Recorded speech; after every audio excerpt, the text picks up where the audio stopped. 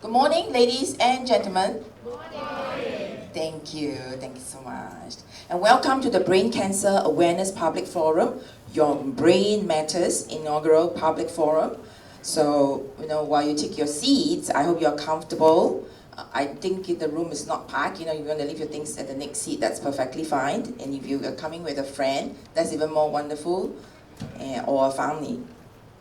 My name is Ivy Lim. I'm your MC for today, and it's a pleasure to see all of you this morning, a rainy Saturday morning. It's really one of the best things is this: behind the scene, regardless of how many volunteers have put in the time to do the work, without all of you, it makes no sense. But then, when all of you care about your health, I think to the doctors, to us, that's what matters. So maybe you should give yourself a very big hand. Thank you. So as usual, you see we have a videographer behind you and we have a photographer. Akka has been very professional, He is always in black, walking around, taking photographs. And these photographs are taken for the use by NUHS and NCIS for publicity purposes in corporate materials such as brochures, social media sites, and mass media. And this is engaged, the videographer is also engaged to record the presentation. This will also be made available on NCIS official YouTube channel later on. So for those of you who are joining us the first time, once again, welcome. So let me introduce NCIS. So National University Cancer Institute of Singapore, also known as NCIS, is a national specialist center under the National University Healthcare System. It is the only public cancer center in Singapore that treats both pediatric and adult cancer patients at its facilities located at NUH. NCIS is also providing cancer services through partners like Ng Teng Fong General Hospital, Alexandra Hospital, Jurong Medical Centre and Tan Tock Seng Hospitals, and extends services to patients at home and in the community. Their comprehensive and personalized services include screening, diagnosis, treatment, and supportive care. We would also like to take the opportunity to thank our partners. Our partners is the 365 Cancer Prevention Society, Brain Tumour Society Singapore, and Singapore Cancer Society. We also have booth activities outside. I don't know how many of you actually tried the booth activities outside? Thank you. You should try it. They will still be there after this, all right? And thank you. Good morning. There's also a game booth of the colorectal game booth outside, all right? Colorectal cancer is actually real, a lot of people we've heard. So do go there. You'll be surprised what information you actually receive, all right?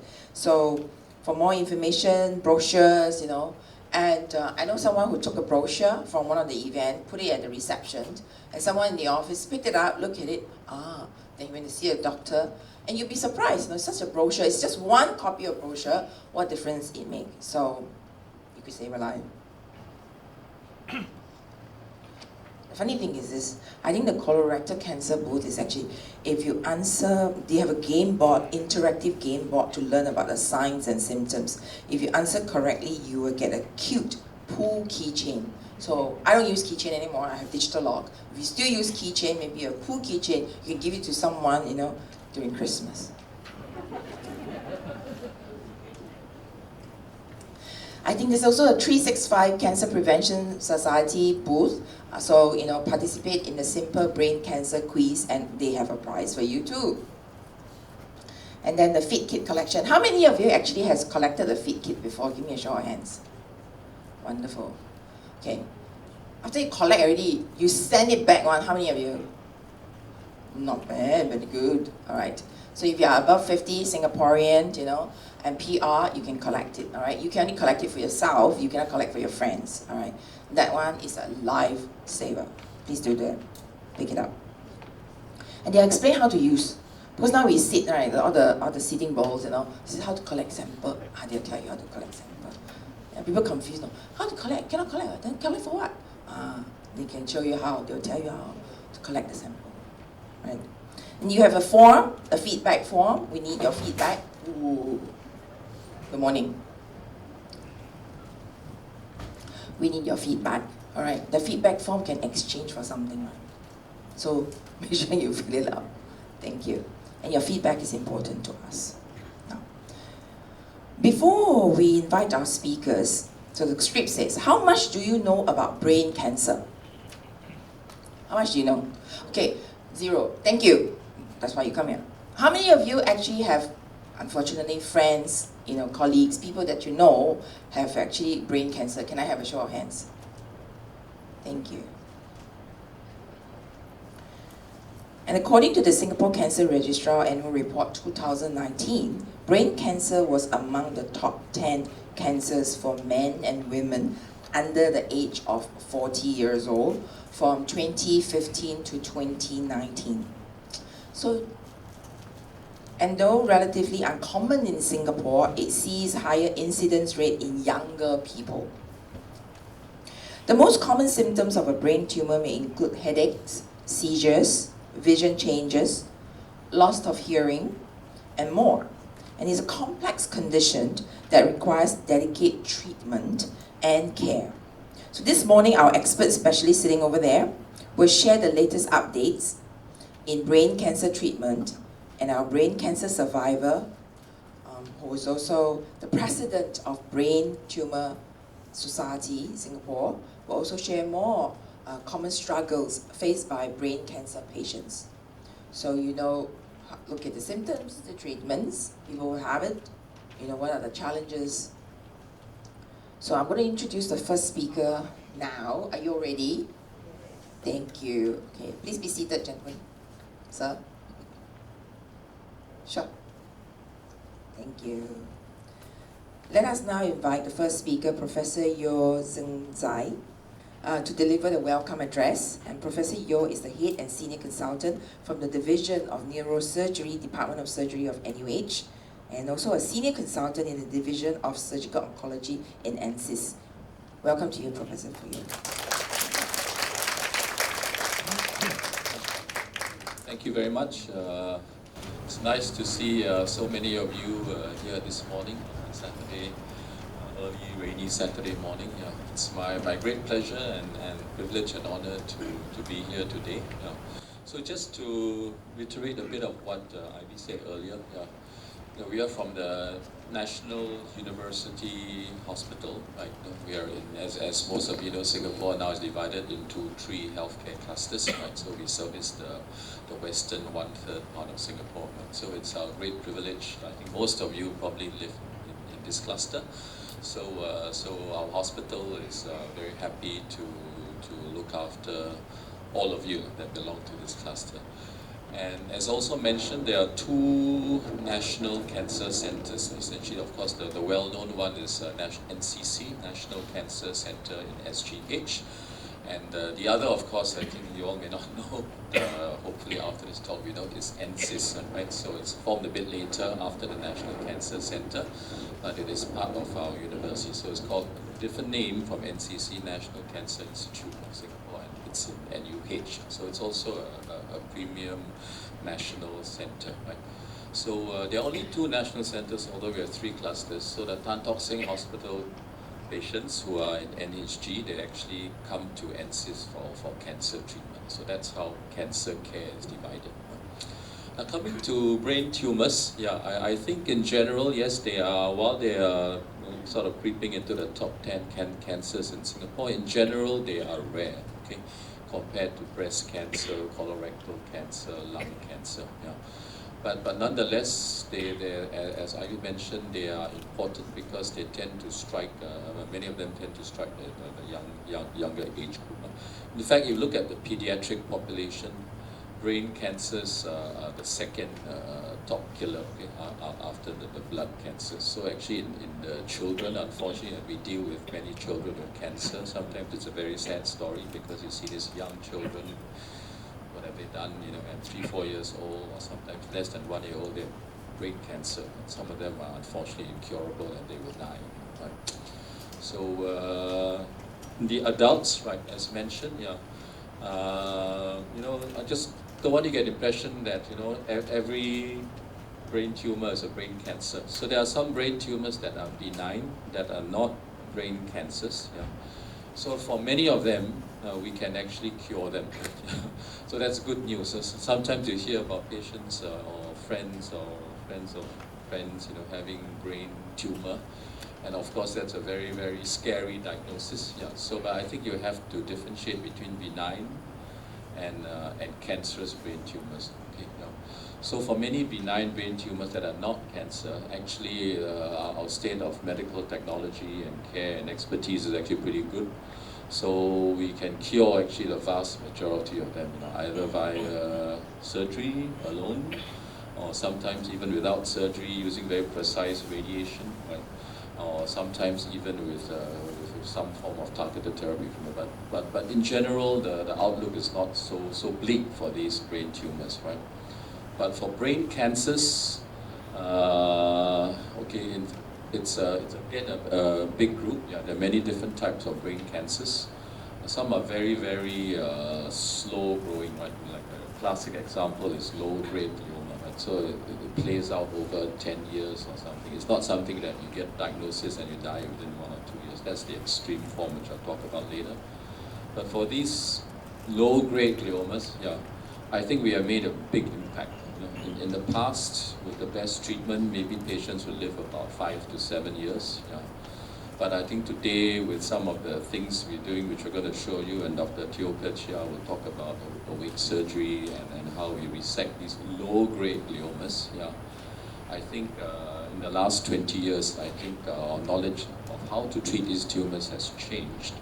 And we have actually maybe changed the natural history by doing more aggressive surgery and so on and so forth, better chemotherapy. So from, let's say, 5 years survival, now many patients are living 20 years plus or even more. Maybe we have cured these patients. It's just that we've only the last 20 years started to change how we treat these tumors. So maybe some of those that survived 20 years will go on to survive 30, 40, 50 years, and maybe we have cured them. Now the other extreme is a very aggressive tumor like malignant brain cancer. A classic type is glioblastoma, right? I'm not sure if you all heard about this. Some famous people or their relatives, like Joe Biden's son, right, died of glioblastoma, right? Yeah. And even Melissa here, who's a brain tumor survivor herself, her mother also died of glioblastoma. So while it is a relatively less common tumor, but medical science today, unfortunately, hasn't got much of a real cure for this. We have, moved the needle a bit in terms of survival by a few extra months, maybe, yeah, but I think the last few years, a lot of new discoveries about these very malignant cancers. So I think I'm personally quite optimistic. Over the next 10, 20 years, I think we will actually shift survival significantly for these patients with presently quite incurable brain cancers. Yeah. So in fact, we just had a meeting over the last weekend at NUH, and it was very successful. We had a lot of overseas speakers come and update us on the latest. So everything is, the knowledge is changing a lot. So I think today, I think to educate all of you, I think brain cancers, while they are uncommon, it's quite a devastating cancer to have, right? Yeah, because the brain is everything we are, right? Yeah, I mean, we are all humans here, and what makes us human is our brain, our cognitive ability, right?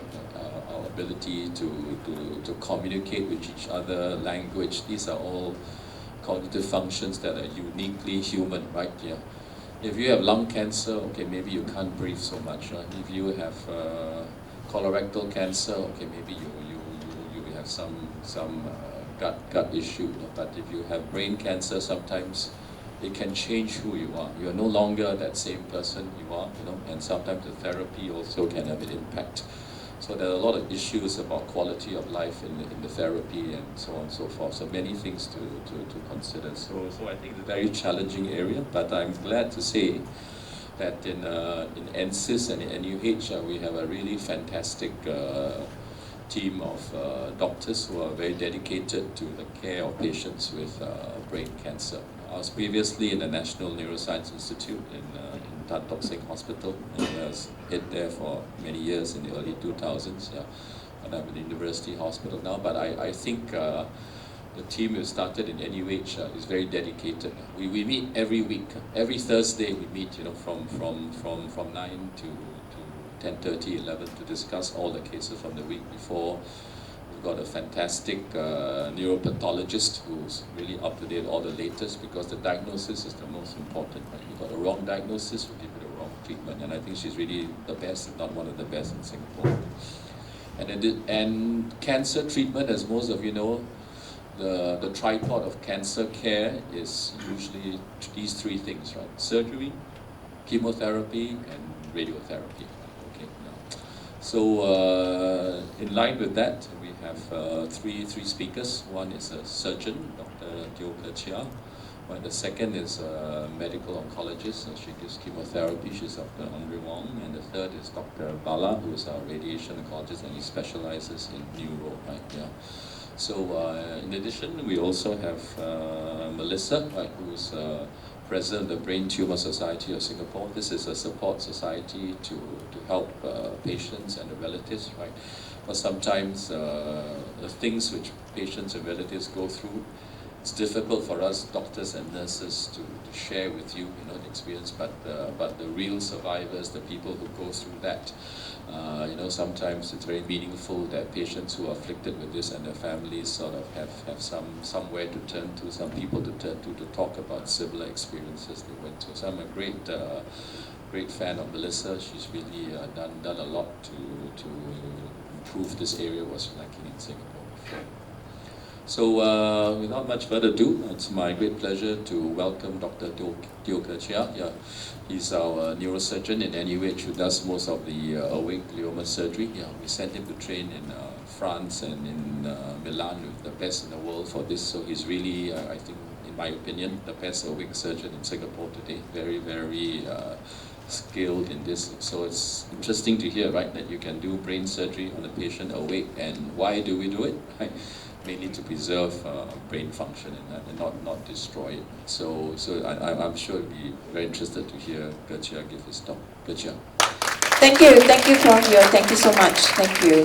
And let me once again welcome Dr. Teo Kejia, the consultant of Division of Neurosurgery of Department of Surgery from NUH. He's also a consultant in the Division of Surgical Oncology of NSIS. Dr. Teo will share with you more about awake brain surgery in Singapore. Over to you. Thank you. Thanks, Prof, for the kind words, and thank you everyone for coming on a nice Saturday morning where it's raining and you could be at home in bed watching Netflix. So today I'm going to share with you. I'll share with you about awake surgery. What are the indications of awake surgery? Whether can we perform such surgery on every brain tumor? Has anyone heard of awake surgery, awake craniotomy? It's very morbid, we sound like wake. Yeah, perfect. Yeah, so that's what I want to hear. So I'll talk about it. So when we first started this is the feedback we get. And maybe if you allow me to share more about it, then I will address this. But before I start, I'll just talk about the issues first. How common is brain cancer in Singapore? How Prof Yeo mentioned, it is not common, but it can be potentially very devastating. And I'm going to take one step back again, just to talk to everyone about which part of the brain tumors or cancers can arise from. This is just a cartoon picture of our brain. So you know, besides our brain, there's a covering around our brain like a plastic bag, which has got many layers. And on top of the plastic bag, you get the bone, the skin. So all these things, from brain to the plastic bag, which is called dura, from the bone to the skin, cancers can arise or can spread to any part of these. And within the brain, there is blood vessels, arteries, veins, and what we call these are forks. All tumors can arise from that as well. So it's not only the brain per se. And with that, you will hear common diagnosis, things like meningioma, which comes from the plastic bag, the covering of the brain, neuroma, which comes from the nerves that supply our face, and pituitary, and so on and so forth. And those that come from the brain itself, which Prof Yeo mentioned, is called gliomas, which is also quite common. So this is just an international study about how common brain tumors are. So for brain cancers in general, the most common cancers, the bad one, are those that spread from elsewhere. That means from the breast, from the lungs, all go to the brain cancer. That's what we call brain mets. In the brain itself, what's common is what we call meningiomas, which is just now I showed you the one that arises from the plastic bag of the brain. And after that, unfortunately, the next few are glioblastomas and gliomas. So as you can see, glioblastomas are also quite common as you get older.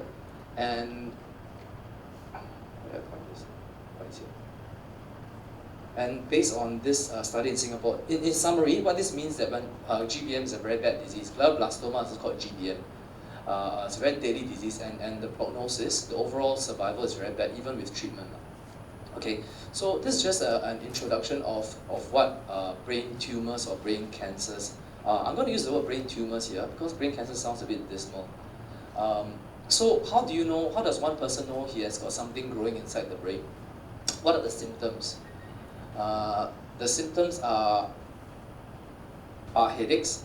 So these are just generic symptoms. I don't want everyone to go home thinking that you have something growing inside your head. Everybody has headache. I've got headache also. So it doesn't mean everyone's got a tumor. But these are what we commonly see in patients. And normally it's a constellation of symptoms, not just one symptom alone. Things like headaches, and if it grows very large, you'll press onto the brain, and you get what we call raised pressure symptoms. And also depending on the location of where the tumor is, you get stroke-like symptoms. So if the tumor is in an area which controls speech, you get speech problems. Vision, you get vision problems. So it looks like stroke, but it's not because it's slowly evolving and not suddenly rapid like stroke. And also, when you have something growing in the brain, it irritates the brain. And the brain is trying to tell you that something is wrong. So how does the brain tell you that? You get seizures, fits. So we are very suspicious. We get red flags. It's one of the red flags if a young person comes with first time having seizures in his life. How do we manage patients with brain tumors or brain cancer? Like what Prof mentioned, it is can be chemotherapy, radiotherapy, or brain surgery. However, in these times, it's not one thing per se. Normally, we work as a team. So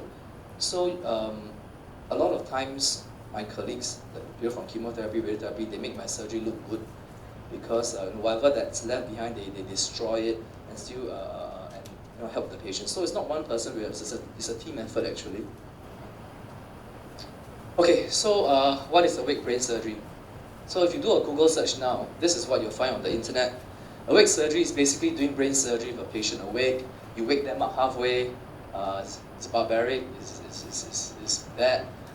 And why do we wake patients up? So that we can test functions. We can test functions like language, how you think, how you count, how you name. So these things we can't test a patient when they're asleep. So I'm going to talk more about it now.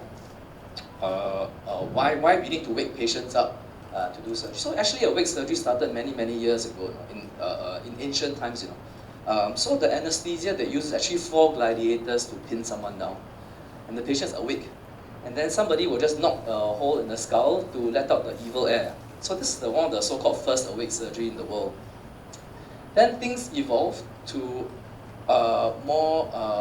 men started to make tools to be able to drill little holes in the brain to take bad things out. So we don't know what that was in the past, and anesthesia wasn't developed then. So all those surgeries were done with patients awake, with people holding them down. So, but of course, thankfully times evolved, and one of the first awake surgery was done in the 1950s, but that was done for epilepsy, for seizures. And over time, things evolved, and people started doing awake surgery for brain tumors. So these are one of the early few pictures of how awake surgery was done to remove brain tumors. And now, if in the 2020s, if you watch TV, surgery is performed like that, awake surgery. Unfortunately, we don't look like that. Although I wish I did, but no, I don't look like that. Yeah, and actually, unfortunately, also the surgery is not like that, which I'll speak about later. Okay, so oh, thank you. so what do we do awake surgeries for? For mostly brain tumors, and also for anything that's growing in the brain, which is near important areas of the brain. So you'll say every part of the brain is important, right? Okay, I'm not important, which I'll speak about later. So the main purpose of doing awake surgery is to try to remove as much tumor as possible while maintaining the function of patients. There's no point you have such a nice, beautiful scan and patients cannot move, they cannot talk, or sometimes they can talk and they cannot move, but they got no emotions, they're like a zombie. No. So this is what we want. We want to take out as much cancer as possible and maintaining the quality of life, what we call oncofunctional balance. Okay, maybe I stand there. A bit tiring too. So this is just a cartoon picture of, sorry I keep walking around. This is a cartoon picture of how the brain works. And that will explain the purpose of an awake surgery. So you can see our brain, there are some functions. For example, the yellow one is for movement, the red one is for sensation, the green one is for us to think, to count, to make decisions in life. So, but unfortunately it's not so simple. It doesn't mean that if I have a tumor here, I just don't touch the green thing, I just don't touch this thing. It's not like a computer game, unfortunately. And this is how the brain looks like in general. And you can see every function, every curve, what we call gyri and sulci, as a function. And on top of that, within one little wrinkle of what we call looks like an almond or walnut, there are many specific functions. For movement, it's not only movement itself. So at the lower part, for example, it controls the face, the tongue, the eyes, the hands. And as you move around the brain, different parts of the brain has got different functions. So this has to be tested during surgery as well. And that's just the outside of the brain. How about the inside? So inside has what we call highways, which connects one part of the brain to another. That's how the brain communicates. The right side of the brain has to communicate with the left side of the brain. And within the right side or left side, they have to communicate with each other. And this is how a pictorial diagram of how these tracks are. But so I just want to make it simple so everyone understands. So this is actually what happens. If I want to go to Orchard Road from here, what MRT do I take? Actually, I don't know, but I need to look at this. This is a map, of how the brain functions. But once again, it's not so simple. The map in our brain is something like this. Yeah, so we need to, and some of these are affected by the tumor. How? Because some tumors will push the MRT station, the railway train station to one side. Some will evolve a little bit, some will destroy the whole thing, Then it causes a jam, MRT blows, now jam. So that's when awake surgery happens. We need to, as we remove tumors, we need to test when to stop. Once we reach this area, or once we reach this area, we stop. If you just remove tumor, just remove, you might end up removing everything, and you cut the tracks away. Then we have a problem. Okay. So I'm going to talk a bit about plasticity, which a lot of my patients ask me about. So all those tracks and the areas of the brain I spoke to everyone about, they can, some of it depend on the extent of injury, they can grow back through rehabilitation. So through some form of mental exercise, whether it's through moving, through reading, doing crossword puzzles, all those, you're actually building networks in your brain. Unfortunately, there's no magic pill to take for this. Or else I'll be the first person to take this. But no, I'm not taking anything. So I just want to show you, this is one of my patients' true life example. She had a tumor which controls her dexterity movements of her hands. She plays violin as one of her hobbies. So her hands, her fine motor skills are very important to her. And her tumor unfortunately sits near where this area is. But we managed to remove the tumor. She managed to go through intensive rehab. She sent me this on WhatsApp to show me her journey. So I just want to show everyone. So this is the second week after surgery. That's all she can do.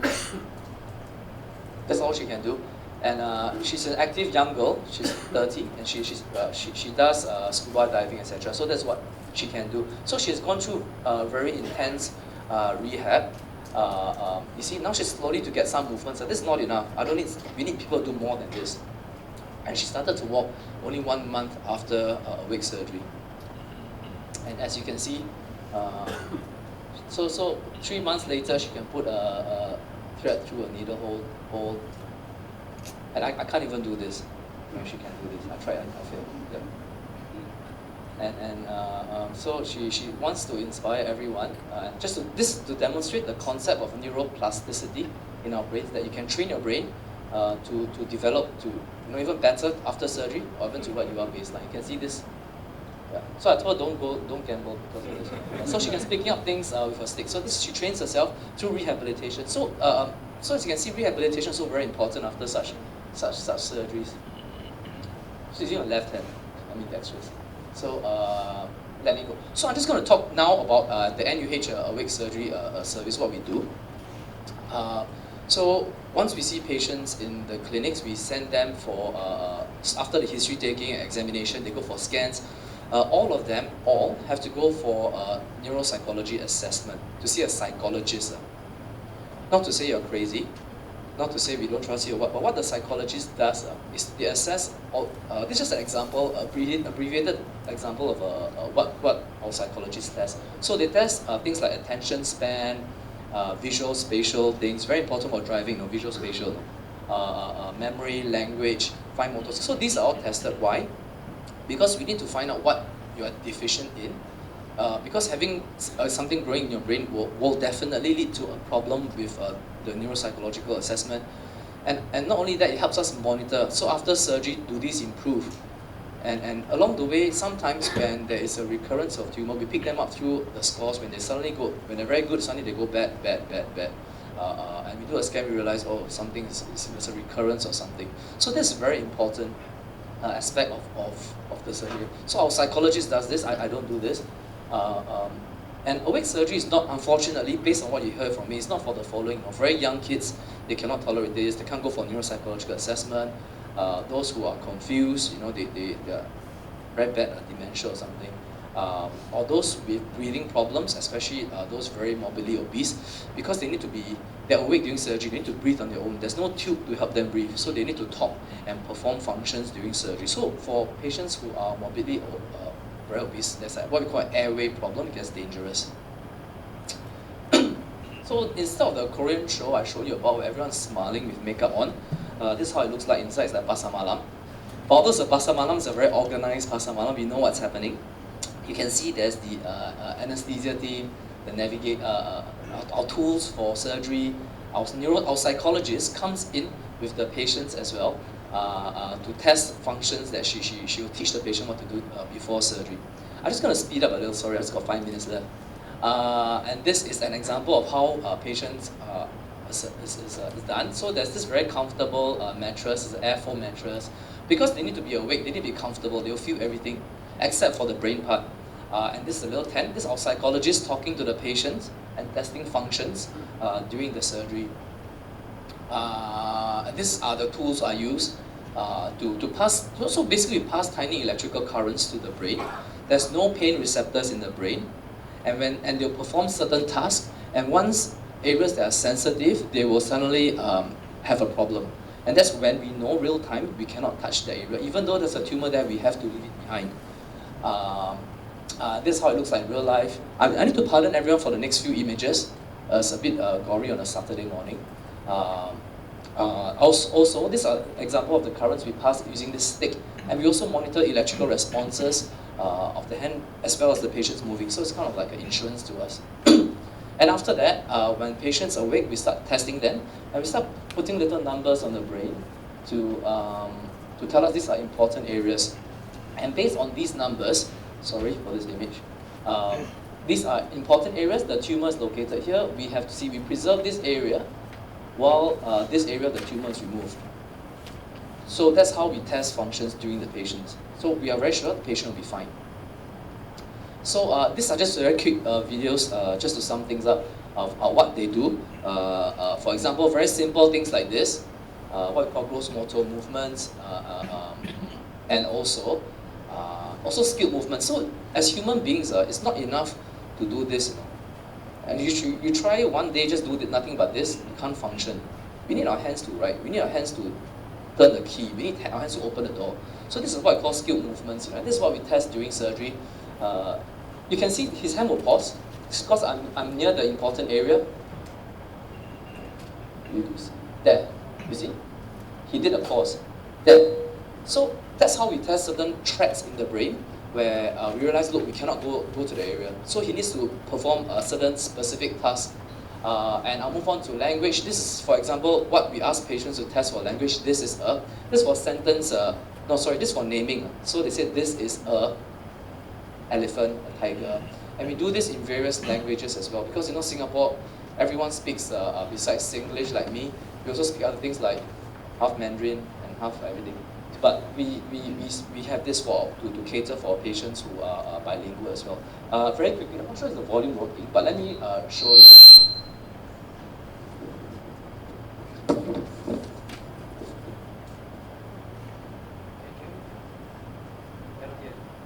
Okay, sorry, I know he's just saying in Mandarin 这是狗，这是猫，这是. So basically, you can pick up errors that happen during the surgery. On top of that, there's just something that's quite it's interesting to show everyone. So this is what we could test executive functioning. So patients, you can try this. You're supposed to say the color, but not say green. So this is red, this is green, this is blue, this is blue. So what this test is the speed of which the mind process information and the response. And I have all my patients do this during surgery. That's how we test cognitive function. This is what we call executive functioning. And this is just an example in Mandarin. You can try this out. Just say the color. I mean, for Mandarin speaking people. So this is in Mandarin. This is what we call the Stroop test. Actually, I also make some mistakes with this. But this is one example of executive functioning we test. And how about emotions? I'm sure sometimes you see people after a sudden stroke or something, they're no longer the same. They're like a bit of a zombie, no emotions on the face. But what makes us special as human beings? As with emotions, we've got good days, bad days. We've got bad temper, good temper. We scold people, we're nice. So this is what we do. It's what we call a mind in the eye test. This is a validated test in Asia, whereby the patient is supposed to choose whether this expression is jealous or panic, this expression is upset or terrified. So this tests emotions. Okay, there are certain pathways in our brain which test emotions. And this is just our experience. We've done our own study. So we're close to about 100 cases now. Back to the gentleman's question saying it's a barbaric surgery. That's something which we address. So you're absolutely right. I'm just going to finish out just 2 more minutes. We have a lot of feedback that's barbaric, it's painful. It's why we're doing this in the year 2000s, just before the Korean show came out. So we did a survey. We did a survey for all our patients who went through this surgery. And that's through after education. And I'm actually very happy that actually this survey shows that pre-operatively, not internet so easily available. They do their own research, so they're more assured. And we also give them pamphlets. And we also find out things whether it's their family supportive.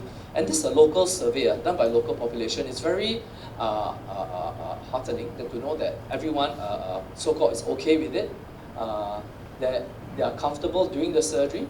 And what's important is that after surgery, majority of them are happy to go in again. Why do we ask such a morbid question? Because a lot of times, sometimes we can't remove the tumor the first time, we need to go back in again 1 year later or 2 years later. And if it's very bad, they will say, no, I'm not coming back in again. You won't go back to a restaurant with very bad service or the food. It's terrible. So I'm happy that majority of our Singaporeans, besides one, they're happy to go back again if need be. So it's not as bad. So times have changed. So people are beginning to accept it more. Maybe thanks to the Korean shows, but I'm a bit happy to say that they are okay. This is a picture that one of my patients is happy to share with everyone. This is a young lady, mother of 2, with a brain tumor. She had a wig surgery done. Over the other end of the surgery, her brain is actually open while we finish the surgery, and that's her giving the. Thank you. Thank you, Dr. Teo. Thank you so much for sharing. Did a wig brain surgery in Singapore, and this is pretty advanced. Next, what we're welcoming our next doctor, Dr. Andrea Wong, and she is the senior consultant of the Department of Hematologic Oncology in NCIS, and this is about drug treatment for brain tumor or brain cancer. Over to you, Doctor.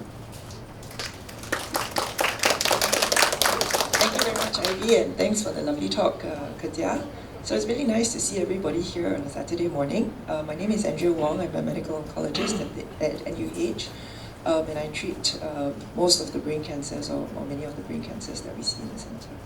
Okay, so, yep, sorry, those are my disclosures. Okay, so I'm just going to start off by quick quiz. Okay, so are brain cancers caused by excessive mobile phone use?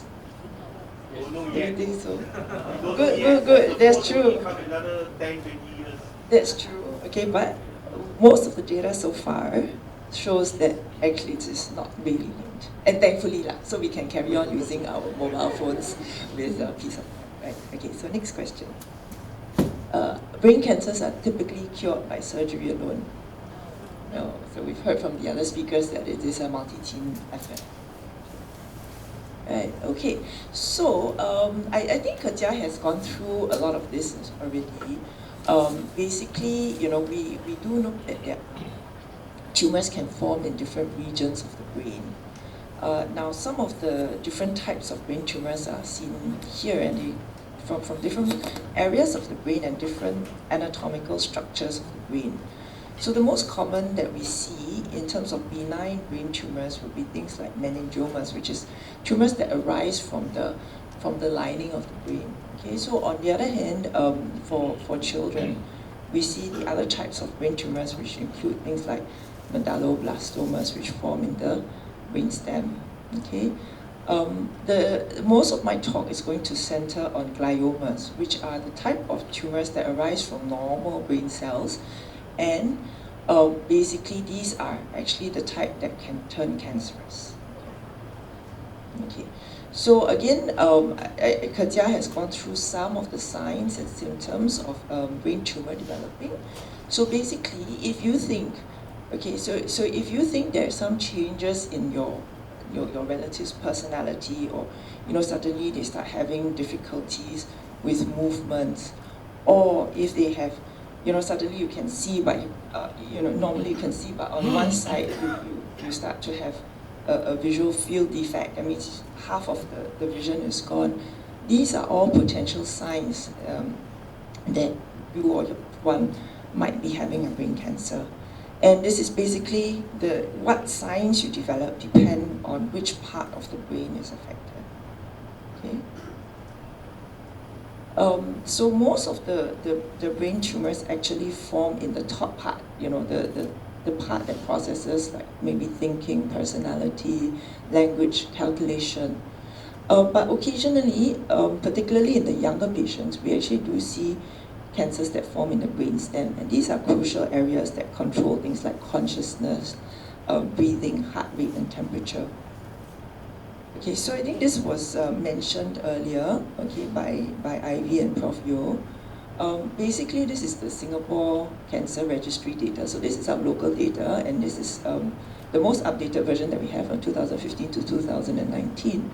And this is by gender, so males and females. So you see that in the young, less than 30 age group, brain tumors are one of the top few cancers. Okay.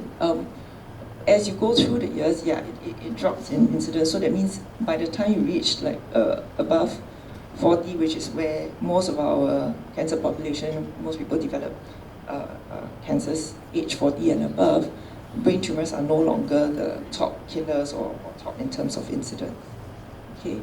Now this is American data that Kejia also showed, and basically you see here, basically you see that about 30% of brain tumors are malignant, and so 70% are benign. So malignant means cancerous, benign means non-cancerous. Okay, so in terms of gliomas, majority of them are what we call glioblastoma multiforme, which unfortunately is one of the most aggressive and deadly of brain cancers. Okay. So these are some of the reasons why brain cancers are actually difficult to treat. Okay, why is it that brain cancer is so difficult to cure? So you see on this slide that the reason for that is because brain cancers are very different from, let's say, lung cancer. So I have here a picture of lung cancer. So lung cancers are mainly, like this, round solid tumor, or breast cancer, for example. It's easy to remove surgically if it's small enough. Okay, brain cancers, on the other hand, they are diffuse. The nature of the brain cancer is it is very infiltrative.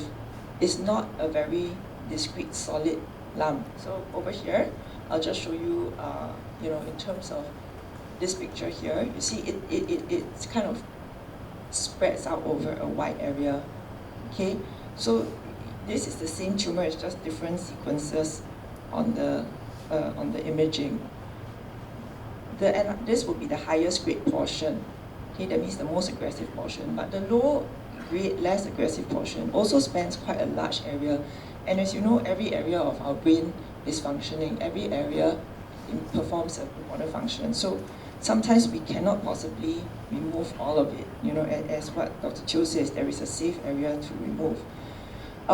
The other thing that we have here, we see here, is the blood-brain barrier. So there is a barrier, a layer between our blood circulation and our brain. It's a protective layer. Okay.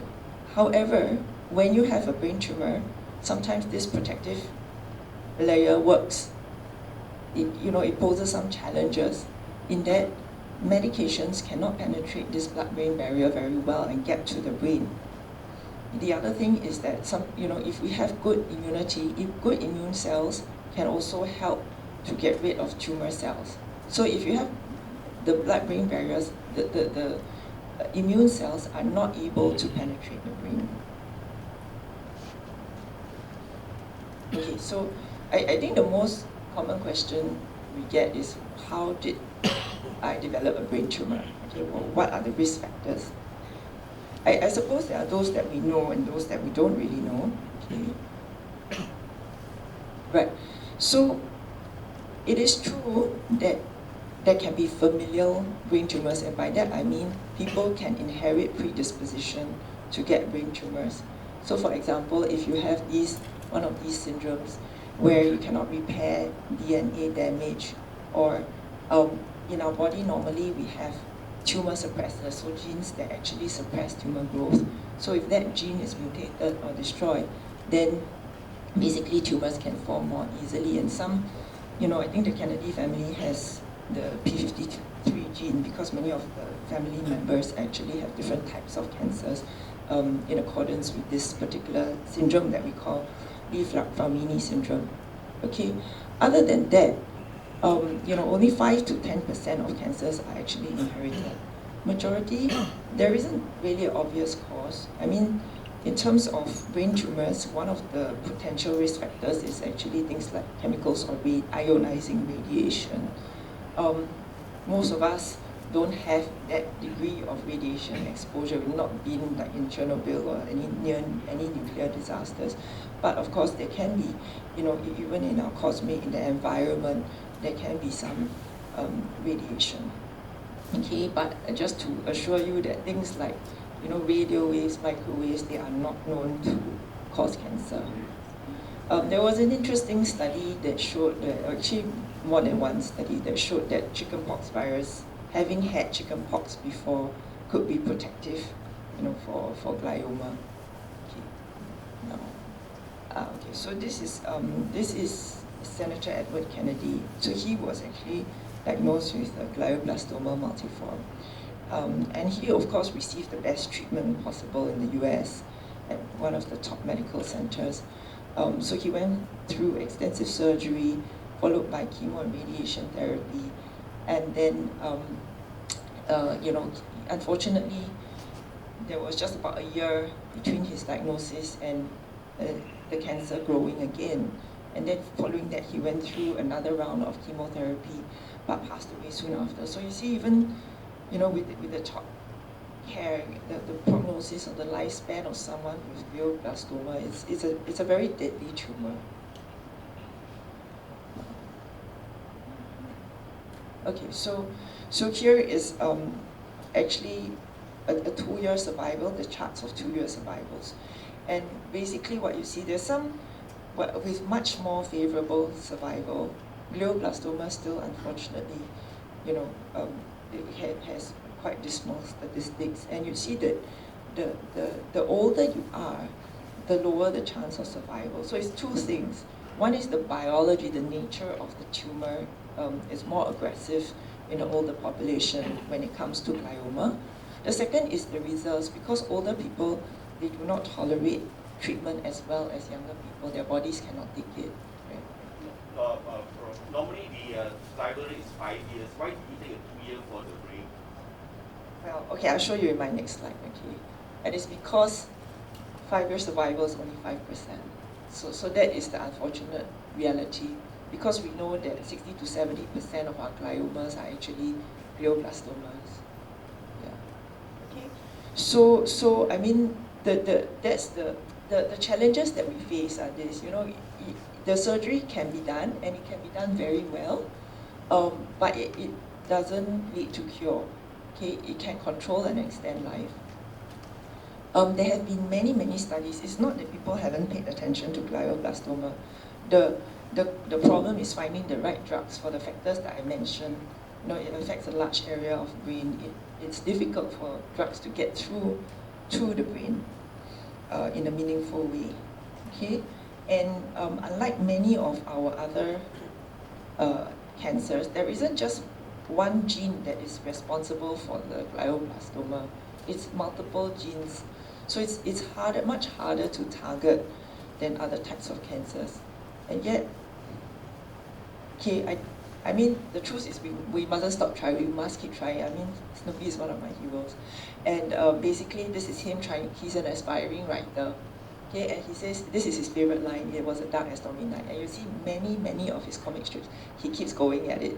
And he keeps trying, no matter how many times he fails. And that's what we need to do.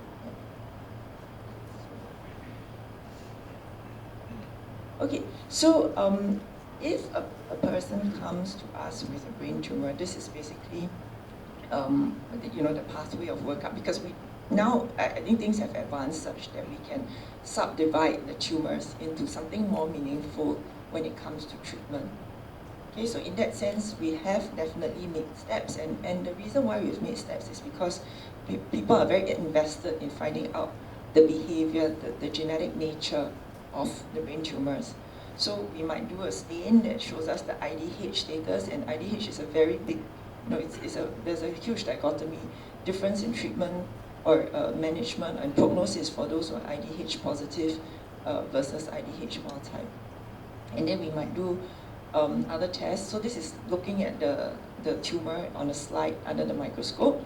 So this is looking at the chromosomes on a very, the DNA, the genes are packed into chromosomes. So we look at the chromosomes and see whether they have specific patterns that tell us this is a particular type of tumor, which is an oligodendroglioma, if you have a 1p19q co-deletion. Younger people might have a BRAF mutation, or some of our brainstem, that means our hindbrain tumors, they have other certain types of characteristics as well. Okay, so this will be the sorting process so that we can advise people on the prognosis as well as the treatment. And also, basically here, we'll see that in actual fact, gliomas were the first tumor type that scientists actually fully sequenced, fully characterized and understood the molecular nature of. So this was published in a top journal in 2008, so it's 14 years ago. And you see that they completely dissected the molecular pathways of brain tumors. Okay. However, as I mentioned, the difficulty is that the brain tumors are not reliant on just one particular pathway. It's probably multiple working together to result in tumor growth. Okay, so I won't belabor this point. Dr. Teo has given an excellent talk. Can I just make a short interruption? But how do you get a sample shot of operating? Exactly. So we have to. Lumbar puncture or something? No, it would not be possible because the brain is a very protected cavity. So the brain tumors seldom spread outside of the brain. You need to get a biopsy or surgery. So actually, usually the first port of call is to see our surgeons. And you actually have to get the surgery to extract and That's put right. and there. That's right. Yes. Would lumbar puncture through the spine help?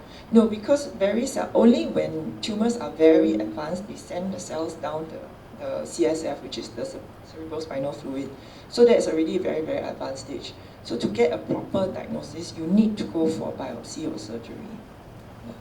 We will have a Q&A session after this too. So keep your questions, huh? Thank you, everyone. Okay. So basically, so this is the standard of care. So if you're diagnosed with a high-grade glioma and some low-grade gliomas, basically you undergo 6 weeks of radiotherapy in combination with tablet chemotherapy. Okay, so this is all done as an outpatient. Dr. Bala will be talking more about radiotherapy later. Okay, but basically I'm the doctor who gives the chemotherapy. So these are the more common side effects of chemotherapy, which would include things like fatigue or hair loss, things like mouth ulcers or nausea, sometimes diarrhea and lower immunity. Okay, so brain tumors often befuddle us. Okay, so sometimes when we treat patients, and this is quite unique to brain cancers. It's hard to gauge whether how well the patients are responding, because sometimes at baseline, so sometimes they can after radiotherapy and the first cycle of chemotherapy, it can look even bigger than before. But this usually we just hang in tight and say, okay, it could be just an side effect of radiation, making it look more nasty. But eventually, the tumor then starts to shrink and respond.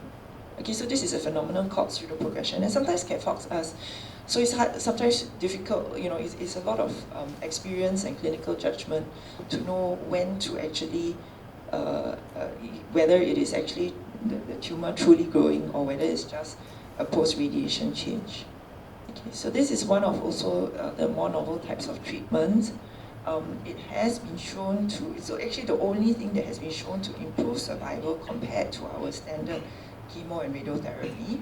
So on top of that, after they finish the radiotherapy, they go on this, use this device, it's called TTF or tumor treating fields, and basically it's low intensity electric fields that interfere with cell division and stop the cancer cells from growing. The only problem with this is it's not very many side effects, but it is definitely very bulky, and if you have to wear it for 18 to 20 hours a day, it can be a great inconvenience. Okay, so usually, so typically the first line treatment will work for about 9 to 12 months.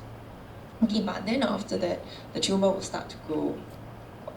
And there are certain things that we look at, okay, when we decide, looking at when this tumor starts to grow again, what do? We look at the fitness of the patients, the location, and whether, how aggressive is their tumor.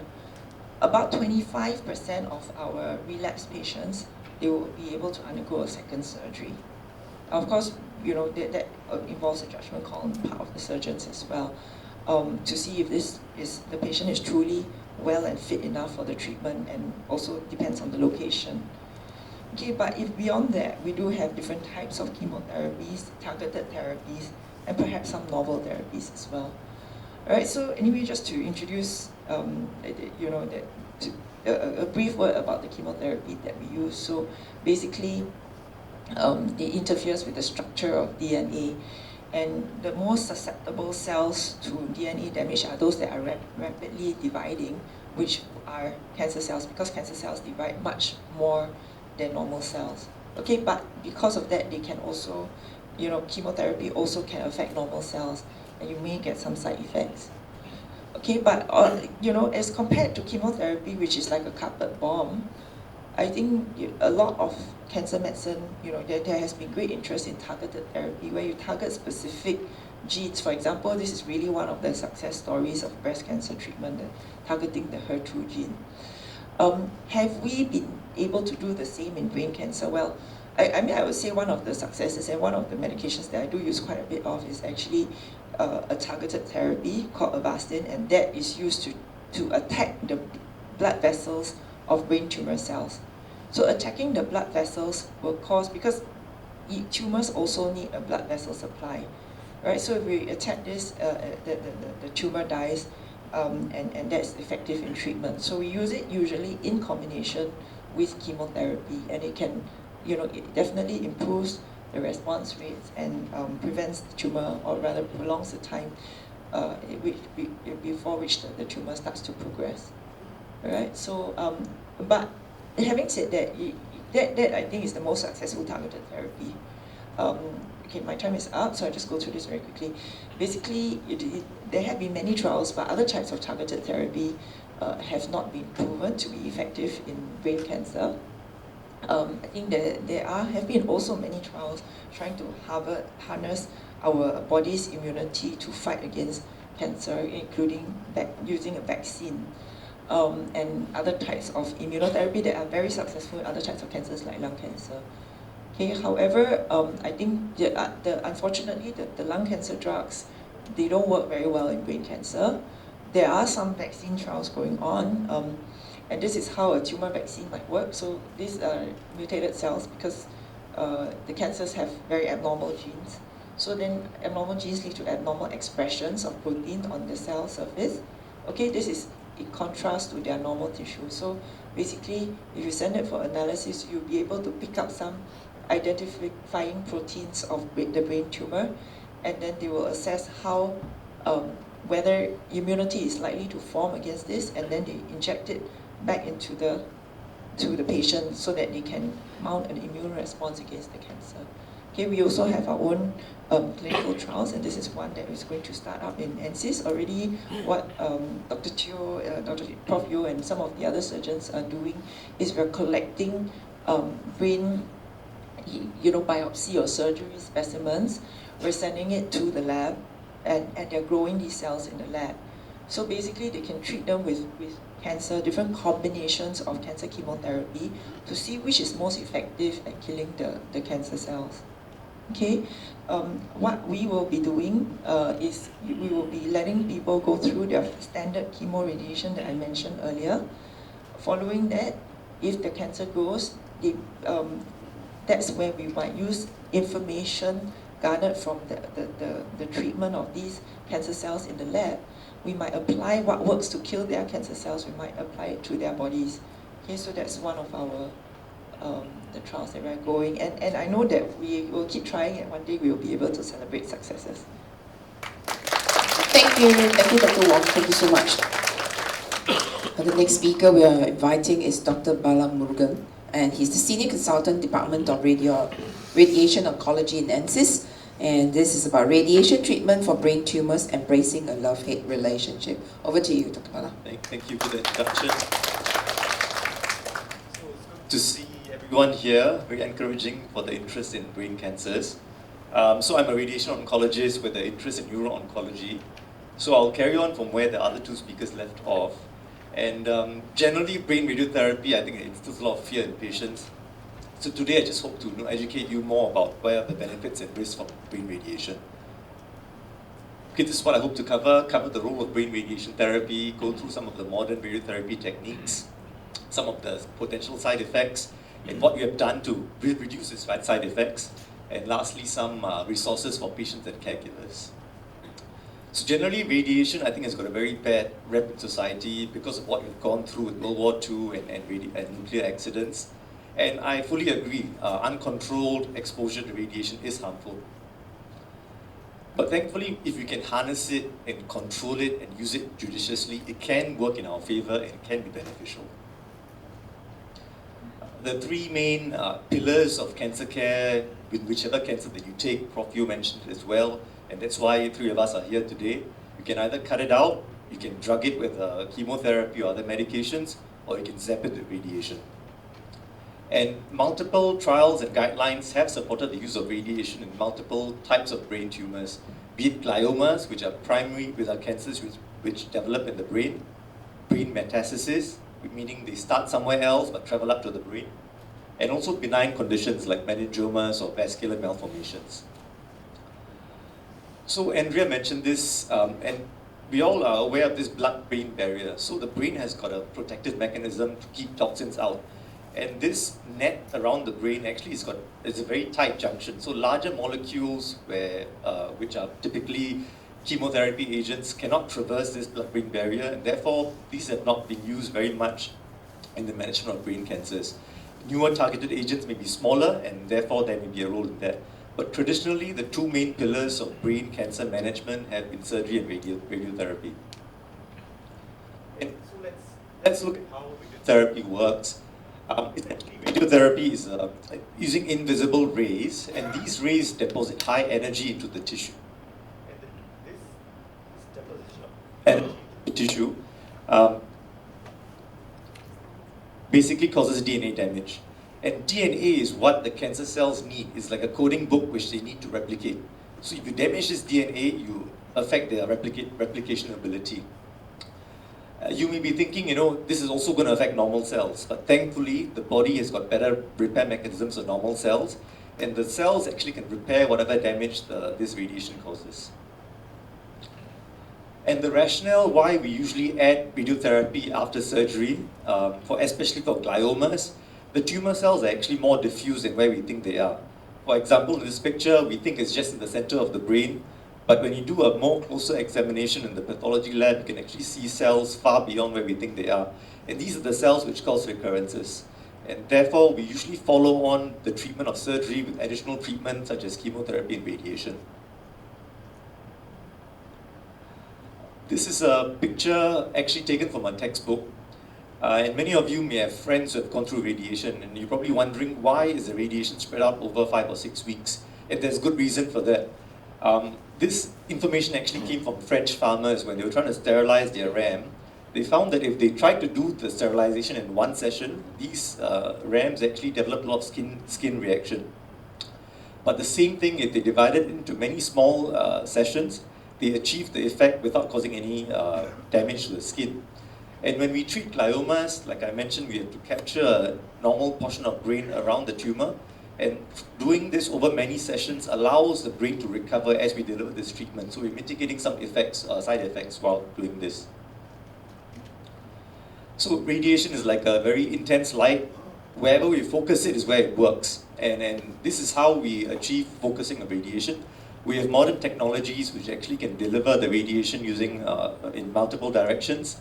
And we also have, within this beam, we also have smaller leaves which actually shape the radiation beam. So this is shaped to the shape of the tumor.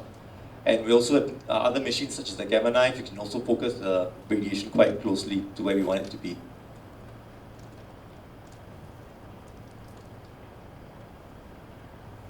So previously we used to do conventional treatment, just use a few beams, and although you see the target here, it is being covered by the radiation dose. There's quite a lot of low dose splash that goes to other parts of the brain, including the eye and the brainstem. But nowadays with arc therapy, IMRT, we can actually focus the beams a bit better, and the low dose splash is quite well controlled. There is inevitably some splash that happens around the target, but it's definitely much better than what happened in the past. So radiotherapy is quite a complex process. It is many steps involved in that. So usually the first step when patients undergo radiation is what we call immobilization. We want the patient to be still while they undergo treatment. So when they come to us, we fabricate this custom-made mask in the shape of the patient, and this mask is attached to the table for the duration of treatment. Following which, we get a CT scan. But for brain tumors, CT scan is not that useful. We can't really see very clearly where the tumor is based on the CT scan. But we harness the use of advanced imaging such as MRIs to actually define exactly where the tumor is and where the area of targeting that we need to do, as well as where we need to avoid. Following which, we have dosimetrists to actually help us model the radiation beams to make it as safe as possible for the patient. And lastly, for the delivery, we need to make sure where we're targeting is where we intended to go. So we use image guidance as well. And I'll elaborate a bit more on this in the next few slides. So previously, our image guidance was quite rudimentary. We used 2D image guidance, and basically it was not, we could not be exactly sure where we were treating. It was roughly there, but the accuracy is not that great. So modern day treatment machines actually have an onboard CT scanner incorporated into the machine. So with 3D imaging, we are relatively more certain where, in terms of accuracy, where we are treating. Usually within 1 millimeter or 2 accuracy, and we can correct for these movements before the treatment begins. But moving forward, I think state of the art, nowadays companies have incorporated MRI scanners into linear accelerators. So as I mentioned earlier, we can see much clearer with MRI scanners, and actually tumors do evolve during the course of treatment. If the treatment is given over 5 to 6 weeks, sometimes we assume the tumor is static and doesn't move compared to when the treatment plan was fabricated. But some studies have shown that if you can image the patient weekly during the treatment, you can actually adapt the radiation field as the treatment is going on. This is new technology, it's expensive, but we are trying to acquire this for our hospital. But definitely we are limited by funds and resources, so if anyone wants to contribute funds or donate, please look for me after the talk. So radiotherapy, like I mentioned, is a complex process. It's not a one-man show. We have many people in our team working together to actually make this treatment successful, and these may involve radiation therapists, physicists, and dosimetrists. So just to put things in context, a gray is a unit of radiation, and there's a whole range of doses we can choose. If you're going for symptom palliation, if you cannot really cure the patient, we want to be more gentle, we just want to relieve symptoms, we tend to go for a lower dose fractionation. But if you're going for more of a curative dose, we tend to go to the higher range of the spectrum, which is about 60 gray of radiation. But when you take into context a dose, you need to also take into account how many sessions is it given over, and what is the volume of treatment. The larger volume of brain that we treat, we need to lower the dose to make it safe. Whereas if we can reduce the number, spread it out over more sessions, that also reduces the impact of the radiation to normal tissues. So side effects, I think all treatments have side effects, and I think it's important for a patient to ask the doctor what is the incidence and what is the severity of the side effects. Don't be scared of side effects, but I think find out more what they are. And I think if a treatment has got low incidence and low severity, generally this can be, you can undertake the treatment. But high incidence, high severity, I think we should think twice about going for that. So very broadly speaking, for radiation, we can divide side effects into two groups. One is short-term, which happens usually within a few weeks or months after treatment, or longer-term side effects, which can happen months or years after treatment. And thankfully, the short-term ones are more common, but they are usually self-limiting. They get better by themselves. Long-term ones are not so common, but if they occur, they can be long-lasting as well. And whether a patient develops side effects or not, it's multifactorial. It usually depends on the patient factors, treatment factors, as well as the disease factors. For example, the patient's age and the other medical conditions does play an important role. The treatment factors would be that of the dose of the radiation, where the radiation is being given. And the disease factors is also what is the underlying condition we are treating. Is it a metastatic disease or is it a glioma? And also whether the volume of treatment, is it large or is it small? I won't go through this, but very broadly speaking, I mean, this is a whole list of side effects. It doesn't mean that everyone who undergoes radiation will develop all of this, but very broadly speaking, some of the side effects that patients may experience if they're undergoing radiation include, in the short term, some tiredness, headaches, hair loss, skin reaction, nausea, vomiting, change in taste, or sometimes feeling a bit sleepy. And in the longer term, some patients may develop changes in memory and concentration. They may develop cataracts such as this, but thankfully it's very easy to fix these problems nowadays. Patients may get stroke-like symptoms when the blood vessels may be a bit narrowed. They may get scarring of the brain or radiation necrosis. Or in younger patients who are expected to have a long survival, such as pediatric patients, we are also concerned about secondary cancers developing.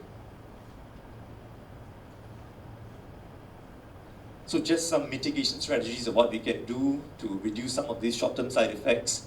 For example, hair loss, I'll cover this in the next slide. We can use modern RT techniques to reduce that.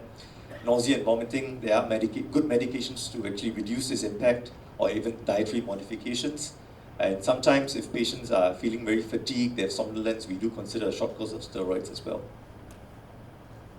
So sometimes we're a bit dismissive when patients say, hair loss is something they're very affected by. But I think as doctors, it's very important for us to be patient-centric. We need to listen to the patients and find out what's important for them. And nowadays, we can actually control the radiation dose to the scalp of the patient to reduce the dose to the scalp. And this also reduces the hair loss for the patients.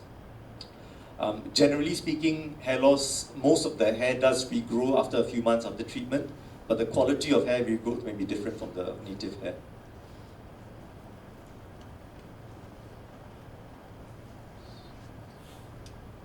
And And in terms of longer-term side effects, I think we mentioned some of these. But what I want to really focus on in the next few slides is the changes in memory and concentration. Like what Prof Yeo mentioned, we are our brains, so everyone prioritizes our cognitive abilities. So I just want to spend a bit more time of what we can do to actually mitigate these effects. So these are the three things we can do. One is medications. So this medication has been used quite safely in older patients with dementia and Alzheimer's. It's basically a well-tolerated pill that is taken every day, and some studies have shown by taking this pill post-radiation, the impact on the brain cognition is actually reduced. Second is advanced radiotherapy techniques. So the hippocampus is an organ within the temporal lobe, within the brain, and it derives the name from Latin because it's known as, it was actually came from a seahorse. And this organ is actually known to be involved in consolidation of information, both short-term and long-term memory. So the hypothesis was that if we can reduce the dose to this organ, perhaps we can actually reduce the cognitive impact of patients. And modern technologies and modern techniques have enabled us to do that. So we can actually use arc therapy to actually mark out where the hippocampus is and try to reduce the dose to that organ in particular, whereas the other parts of the brain still gets treated with radiation. And studies have actually shown that doing this reduces the cognitive detriment from radiotherapy. The other thing that I should mention is also proton beam therapy. You all may be aware from the media that we are getting 3 centers in the next couple of months with proton beam therapy. And this can be useful particularly for pediatric patients, but also in some low-grade glioma patients who may be longer survivors after treatment. And how proton beam therapy works is that it's all radiation therapy, but it uses protons to deliver the radiation. And the main difference is for X-rays, there is a tail of exit dose after going to the target, whereas for proton beam therapy, the dose is more concentrated to the target itself. This extra dose that happens with X-rays is actually not present in proton beam therapy. And the game changer for proton beam therapy is actually pencil beam scanning. So this uses magnets to actually concentrate the radiation dose to the tumor in layers, and that gives the treatment plan to be a very conformal plan. So there are some studies currently ongoing. The results are not out, but they are comparing proton beam therapy to the standard of care to see whether the cognitive changes can be reduced. And I think for low-grade glioma patients and pediatric patients, I think there is a distinct advantage that we can get from using proton beam therapy.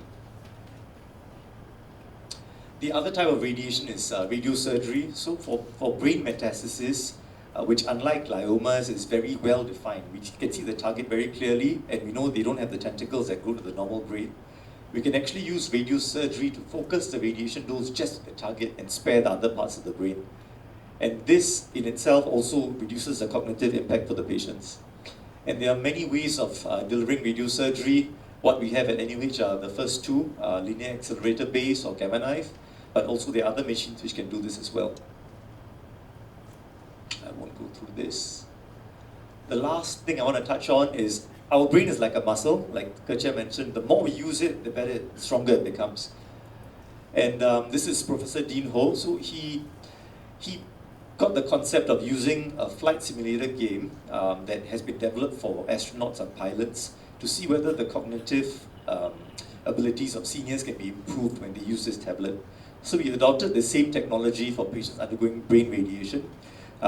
So after radiotherapy, we give the patient the tablet to use at home, and they are given a few tasks to do a few times a week. And basically these are tasks that challenges them, and if they're doing well, the difficulty level scales up as well. So we are actually undertaking this trial now, and it is showing encouraging results. And the beauty of this trial is that it is dynamic. If you're doing very poorly, it becomes easier. If you're doing well, it scales up as well. And this is not a one-size-fits-all approach, but it's quite patient-specific. The last thing I want to touch on is, this is quite generic advice, but patients do ask, what can we do to help ourselves? So generally, this is what I feel. I think doing aerobic exercises does help the blood flow to the brain. So if you can engage in that, that probably improves your recovery post-treatment.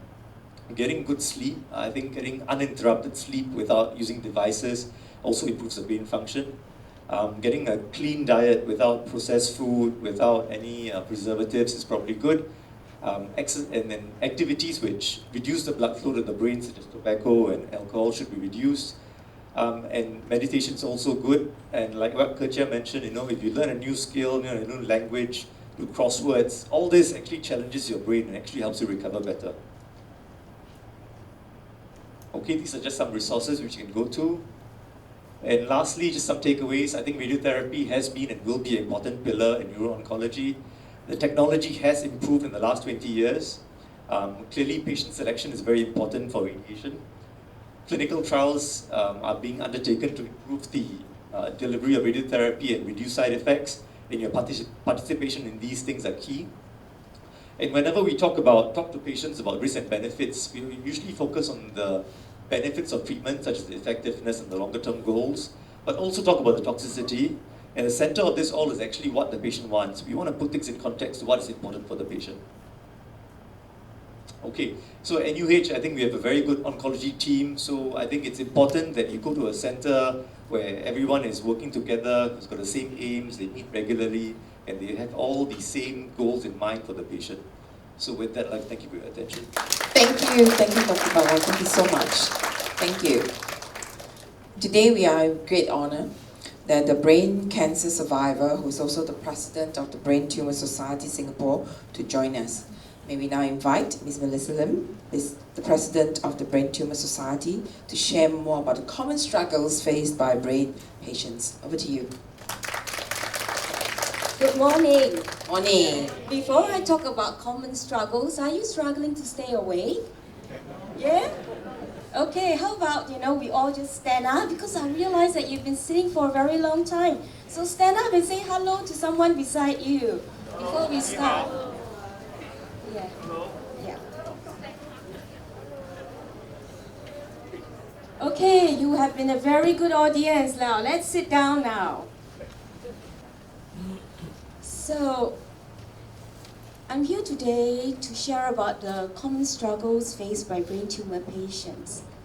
And in fact, many people would ask me, why on earth do you want to get involved in doing brain tumor work? Isn't it very hard? Don't you have better things to do in your spare time? Right? Well, this is because I have experienced myself, both as a patient as well as a caregiver of my mother who had brain cancer. The difference between our tumors is this. My mother had a GBM, as you all know by now, glioblastoma multiforme. So hers is the kind of cancer that's diffused like a spider web over the brain. And then for mine, I had acoustic neuroma, and that is like a little ball. You see, it's not diffused. It's like, intact. And so it was removed through neurosurgery, and that was very fortunate for me. Of course, both times were very, very difficult. And I had a choice to be known as the unfortunate girl who had to face brain tumors 2 times. But I decided that this will not define me as a victim. I want those 2 pivotal moments to be my defining moments, to bring my pain into sharing and encouragement to people who would need it in their brain tumor journeys. So, I have a lot of experience, both as a patient as a caregiver.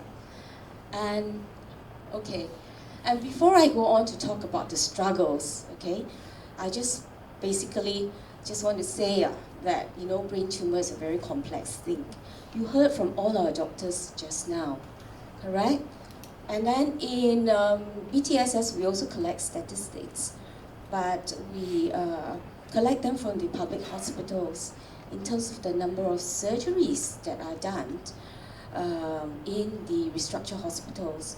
And generally, we have an indication about 500 cases of neurosurgeries being done on adults and about 50 on children. Now, assuming, because we don't have the numbers for the private sector, but if you double it, you kind of like can imagine that there's about 1,000 people diagnosis a year over a population of 5 million. So this is very rare indeed. When you have brain tumor, you never expect that you would be one of the 1,000 out of the 5 million. But yet, winning Toto is also even hard, just as hard, but everybody thinks they can win Toto, right? So it is really a matter of perspective, isn't it? So at the same time, we heard that, brain tumors can have two types. One type is it grows in the brain itself, and that's what we call a primary tumor, right? But actually, the more common types are those that grow from somewhere else, as you heard the doctors say earlier. And whatever it is, we heard about the glioma, meningioma, astrocytoma. What is it, ma? It's so complicated, correct? We just need to know that there are 130 different types of brain tumor, and it's extremely complex. So that's the first struggle.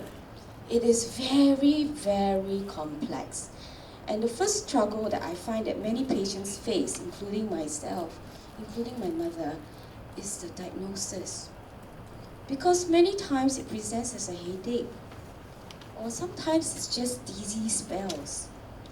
I have a young patient, and she started to have vision worsening, and she was doing her O-levels. And her father thought that she was studying too hard, and that's why her eyesight is getting worse. But actually, she has a tumor right where the optic nerves are. And it took some time to find out, because it's not easy to know that you have a brain tumor. So that's really one of the first struggles. So most of the patients are actually treated for their symptoms until something drastic happened. It's not uncommon to hear many of our patients say that, I was just having headaches, and then I was running, doing my marathon training, then suddenly I just black out and collapse. Wow, next thing I know it, I'm in the A&E, and then they did the MRI, and that's where they found out I got brain cancer. This is a common story, okay? So that's one of the things that we first need to get right. And then the second struggle is, after you receive the diagnosis, it's a shock of it all. It's like, wow, I've got brain tumor. Whether you have the benign type or whether you have the aggressive type, it is all a very big shock. When I was told that I had a brain tumor, 6 years after my mom had brain cancer, I actually said to the medical professionals in attendance, I said, Miss Lim, can you please sit down? We have something to tell you. I said, what's that? You've got a brain tumor. My response was, sorry, but I've got to go for lunch. Bye-bye. I went away. I was serious. I couldn't take it. Because I saw how my mom died. It's so painful. I couldn't have wished it for anyone, and I didn't know why I had to struggle with it. Again, I didn't feel that I could make it. It's a shock, because we never hear about it. It's so rare that it's not likely that you will meet somebody else with a brain tumor, if not for having something like this, a talk, or the BTSS, for example. And at the same time, sometimes a very urgent decision is required. Many people call the BTSS during the time of their diagnosis. Why? Because they are shocked. And number two, the doctors tell them that it's urgent and they need to make a decision really quick. So they have a lot of pressure. It's a very complex disease, right? So there are typical reactions, like I told you, anxiety, fear, and eventually anger as well. But the important thing then that BTSS seeks to do is to help you get past it quickly and to face this with courage. Because there are some patients that I know, after they are told the diagnosis, they cannot accept the fact that they have to do surgery. They are so scared of surgery, and they're very scared about, awake surgery, Kejia, that they refuse to do the surgery, even though the surgery is highly recommended to remove, excise as much of the cancer as possible for your survival. But some patients cannot get round to it, and I'm not bluffing. They cannot keep in denial, but you need the courage to face the truth.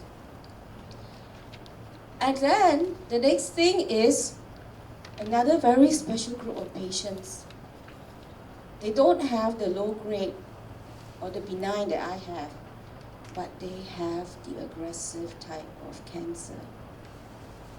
Every year, in fact, I look back at the statistics for the past 2 years, and I found that in BTSS, in our community alone, every 1.5 months, one patient would die from GBM. And this has been our statistics. It's really very sad.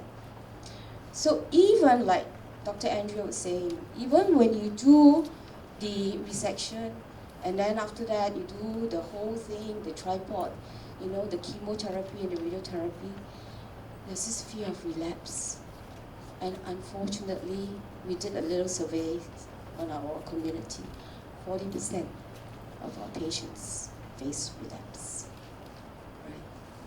So, it is very hard, right? It's very hard to find that you have to accept that suddenly a young life or any loved one's life has been limited. And at the same time, as the disease progresses, the caregiving becomes very difficult. Most often than not, someone in the family, usually the spouse or maybe a child, an adult child, has to leave their employment to look after the patient. And at the same time, novel treatments for these kinds of treatment is quite hard at this moment to access in Singapore, and also extremely expensive. And this is where BTSS has our grants to help the patients financially, okay? And then struggles as well. You heard Dr. Bala talk about the side effects. Double vision, this is what I had, after my surgery. Yeah, I see 2 clots, I see 2 nurses, 2 doctors, and 2 husbands. It's like, I'm confused, right? So we all have that to some degree, and we have to work really hard. One of the scariest things that I had was actually not being able to close my right eye. And I was thinking, do I have to wear a pirate patch over my eye for the rest of my life? This is so difficult, It's so scary, but it helps when you see other people going through it and becoming better. And what do? Well, you just have to become stronger. Neuroplasticity. You can do it. You can get better. Imagine, once upon a time, I couldn't close my right eye. I had double vision. But now I am good. So, those of you who are patients here, you can do it. All right? We just have to adapt. But unfortunately, for some, it may be permanent. Children having cognitive impact. Like, for example, I have an undergrad, this girl. She studies engineering in the NUS, and guess what? Her short-term memory is no longer there. Every time she go for lecture, she forget, so she must write notes. And then before she meet her project group for discussion, she must read the notes. I really asked these questions to ask Lim. She has to work doubly, triply hard. Okay? So, we understand. Not many understand. So we are this organization called Brain Tumour Society. We are formed by patients, led by patients with the support of our medical advisors, all right?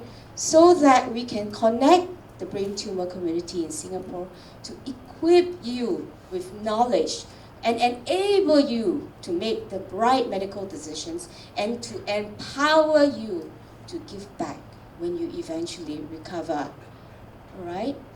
So we are a vibrant community. We have support groups, grants. We just had a potty, P-A-W-T-Y, with all the dogs in therapy.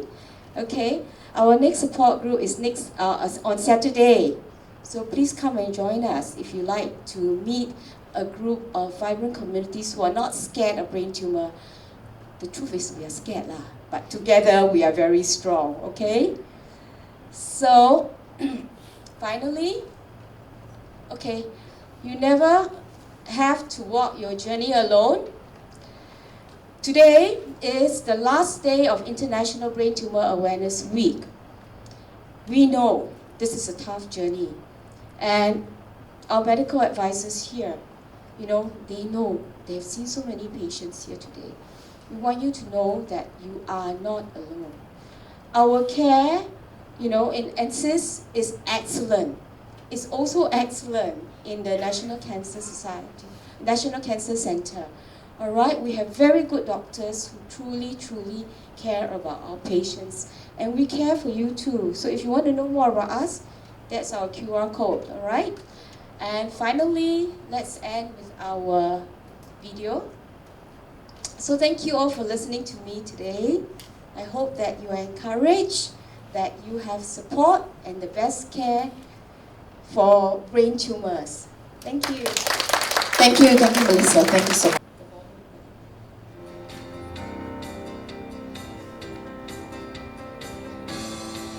Okay, NCIS was also part of it.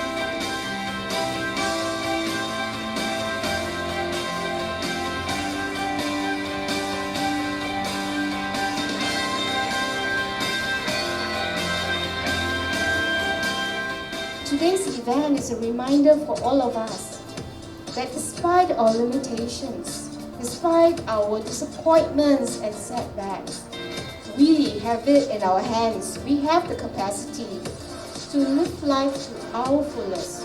We must not look at what we have lost, but look at the opportunities that are.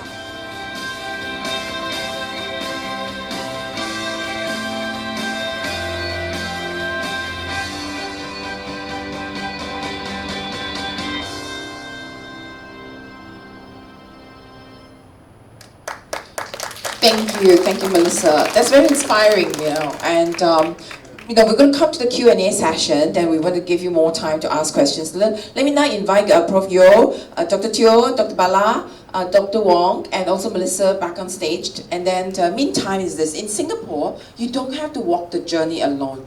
There's many support groups, from the hospitals to the Singapore Cancer Society to even the medical counselor in the hospitals.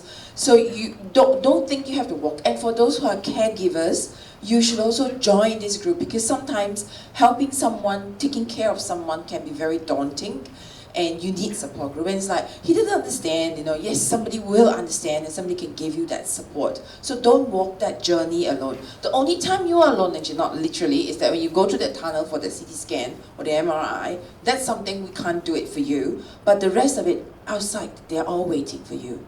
So don't walk that journey alone, all right? Now, Q&A sessions, specific questions, if you have any for any specific doctors, let us know. Go straight to the questions, and yes, sir. Thank you very much for organizing this and letting all of us know.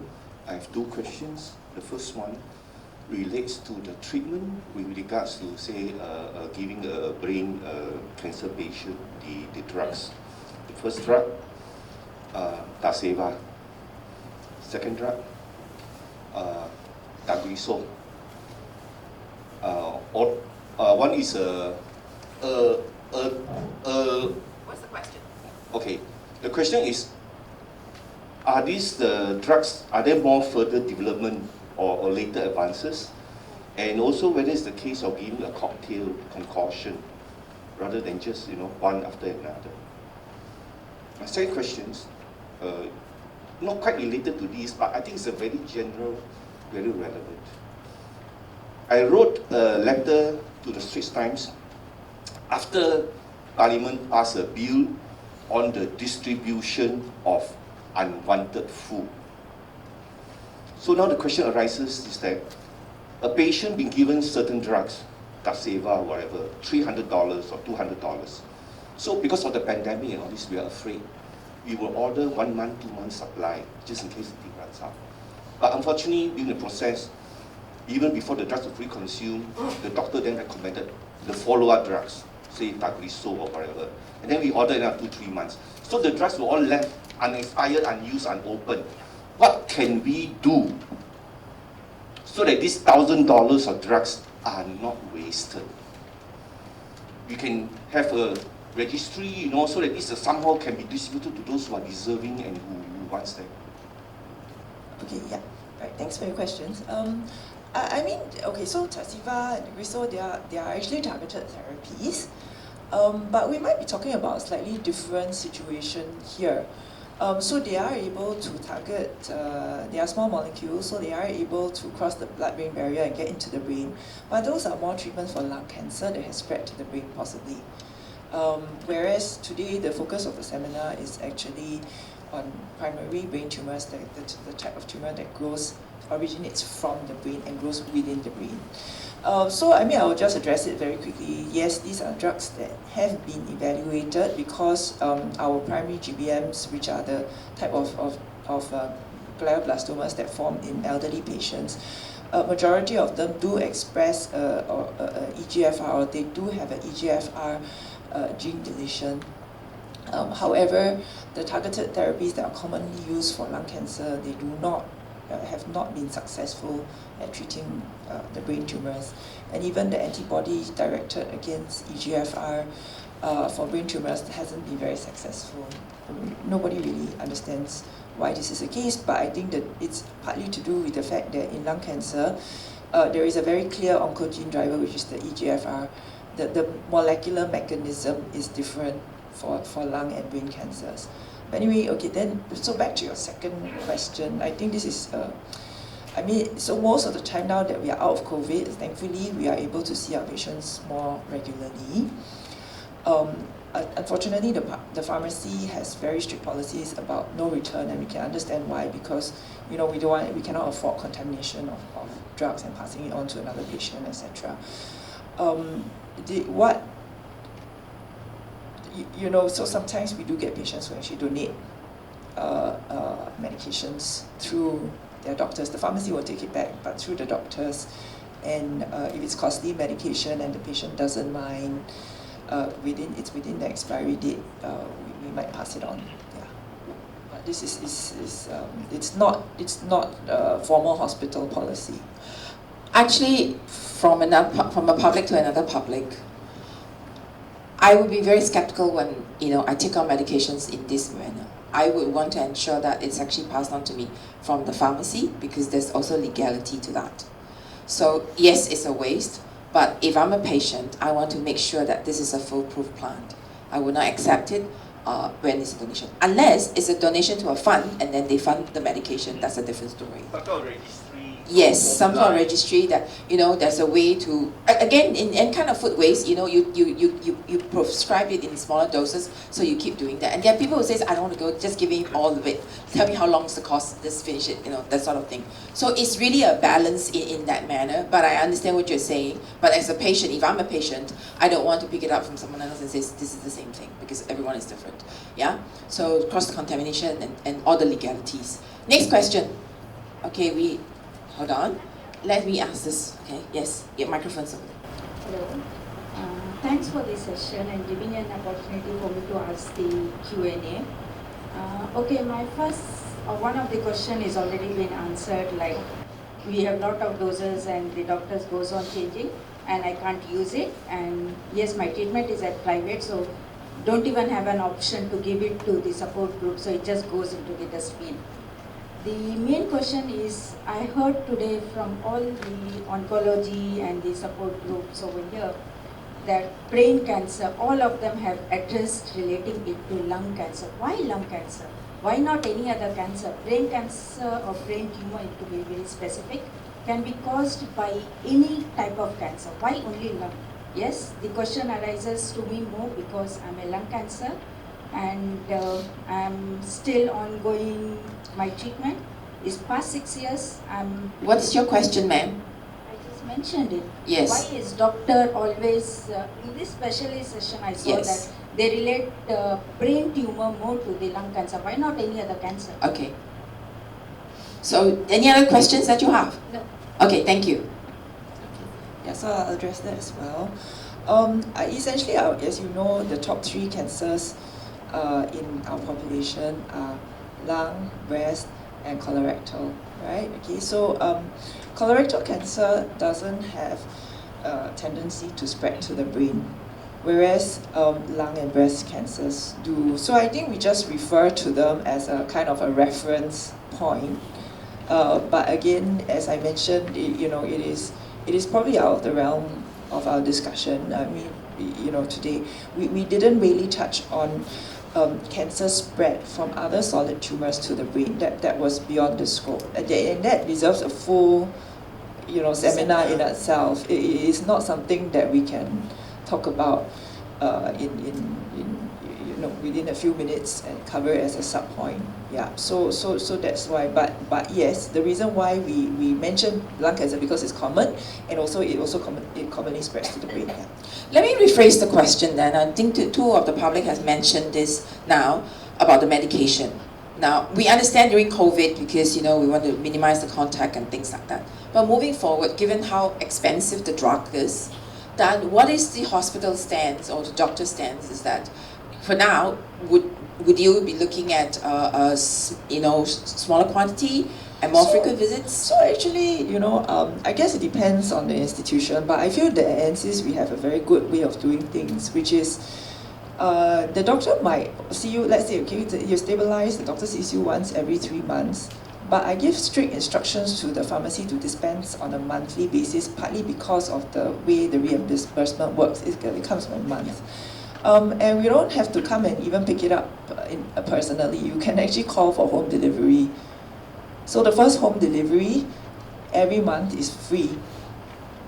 So I mean, my patients have been tapping on that. But of course, patients with brain tumors on temozolomide therapy or other types of chemotherapy, I see them every cycle. Yeah. Yeah. So I think the claim cycle is also per month. Yeah. So there is actually not beyond or whatsoever, right? Yeah. So, lady, any questions? Hi, good morning. Thank you for this session. Okay, my son is a patient himself and he has undergone 3 surgeries to remove the tumor. And his tumor is a rare tumor, anaplastic pleomorphic centrocytoma, which is a rare tumor. I was told 50 cases in the world. So I understand that he can only undergo 1 radiotherapy treatment because a repeated radiotherapy will cause brain damage, according to the NCCS radiotherapy doctor. So may I know what are the other treatments that may help him, because the doctors are not able to explain how slow or what are the other possibilities, because we were informed of the new drug, because he just went for a recent surgery in July and we were informed there's a new drug available, but it may cause secondary cancer. So at this moment, I do not want to risk it. So yeah, I'm not going for any treatment. How old is your child? He's 20 this year. Okay. Yeah. So you're asking if there's any other new drug given his condition And what else is there apart from? What are the other options to help him? He's doing well? Great. All right. Maybe I'll just touch on the first point and pass it over to Andrea. So generally speaking, for brain tumors or gliomas, for fractionated radiotherapy, we generally give it once. The reason being, if you expose the patient to a second time again, the same area of brain will be exposed to another cause of radiation, and therefore we do expect more side effects with the second round, plus the effectiveness of the second round is not so good. Case by case, we have given very focused radiation when the recurrences are very small with radiosurgery. That can be done case by case, but in your setting, I think probably the risk-benefit profile is not in the favor to re-radiate. Actually, sorry, I didn't quite catch the diagnosis. It's not something I'm familiar with. Morphic xantoastrocytoma. Oh, xanto, PXA, is it? Okay. XANTO astrocytoma, is that correct? Yes, correct. Okay. Right. So yes. So that is a kind of tumor that is somewhat closely related to a glioblastoma, okay, although the prognosis is generally better. We would usually treat it with this medication that I mentioned in the slides called temozolomide. And of course, when the oncologist, I think the most important thing is whether it can be addressed locally with surgery or radiotherapy. But beyond that, if both of these modalities are unable to tackle the tumor, we can give some chemotherapy. So temozolomide is the most commonly used chemotherapy in brain cancers because it penetrates the blood-brain barrier well, and has been shown to be effective in different sorts of brain tumors. I would say, as with everything, we always evaluate the risk-benefit ratio, but if this obviously is a case-by-case basis and depends on, how much benefit for your son's case the doctor perceives or feels there will be in going through this course of chemotherapy. But I would say yes, of course, every treatment has its potential side effects. But so does tumor growth. If tumor is allowed to grow and progress, that can cause trouble in terms of weakness, symptoms that might affect his daily life. So this is the option that's mentioned. I seldom think that the risk of secondary cancers is going to be high enough to actually prohibit the use or stop me from using this particular therapy. But I think that the doctor obviously has done due diligence in counseling you on all the potential, including those for side effects. Yeah. I want to follow with another question on this thing. This question is this. So when patients see a doctor, and then the doctor says, this is the prognosis, this is the treatment, etc., what are the options for patients to actually know if I have another option? Do they explore with the existing doctor, or they actually have to investigate this with another doctor for a second opinion?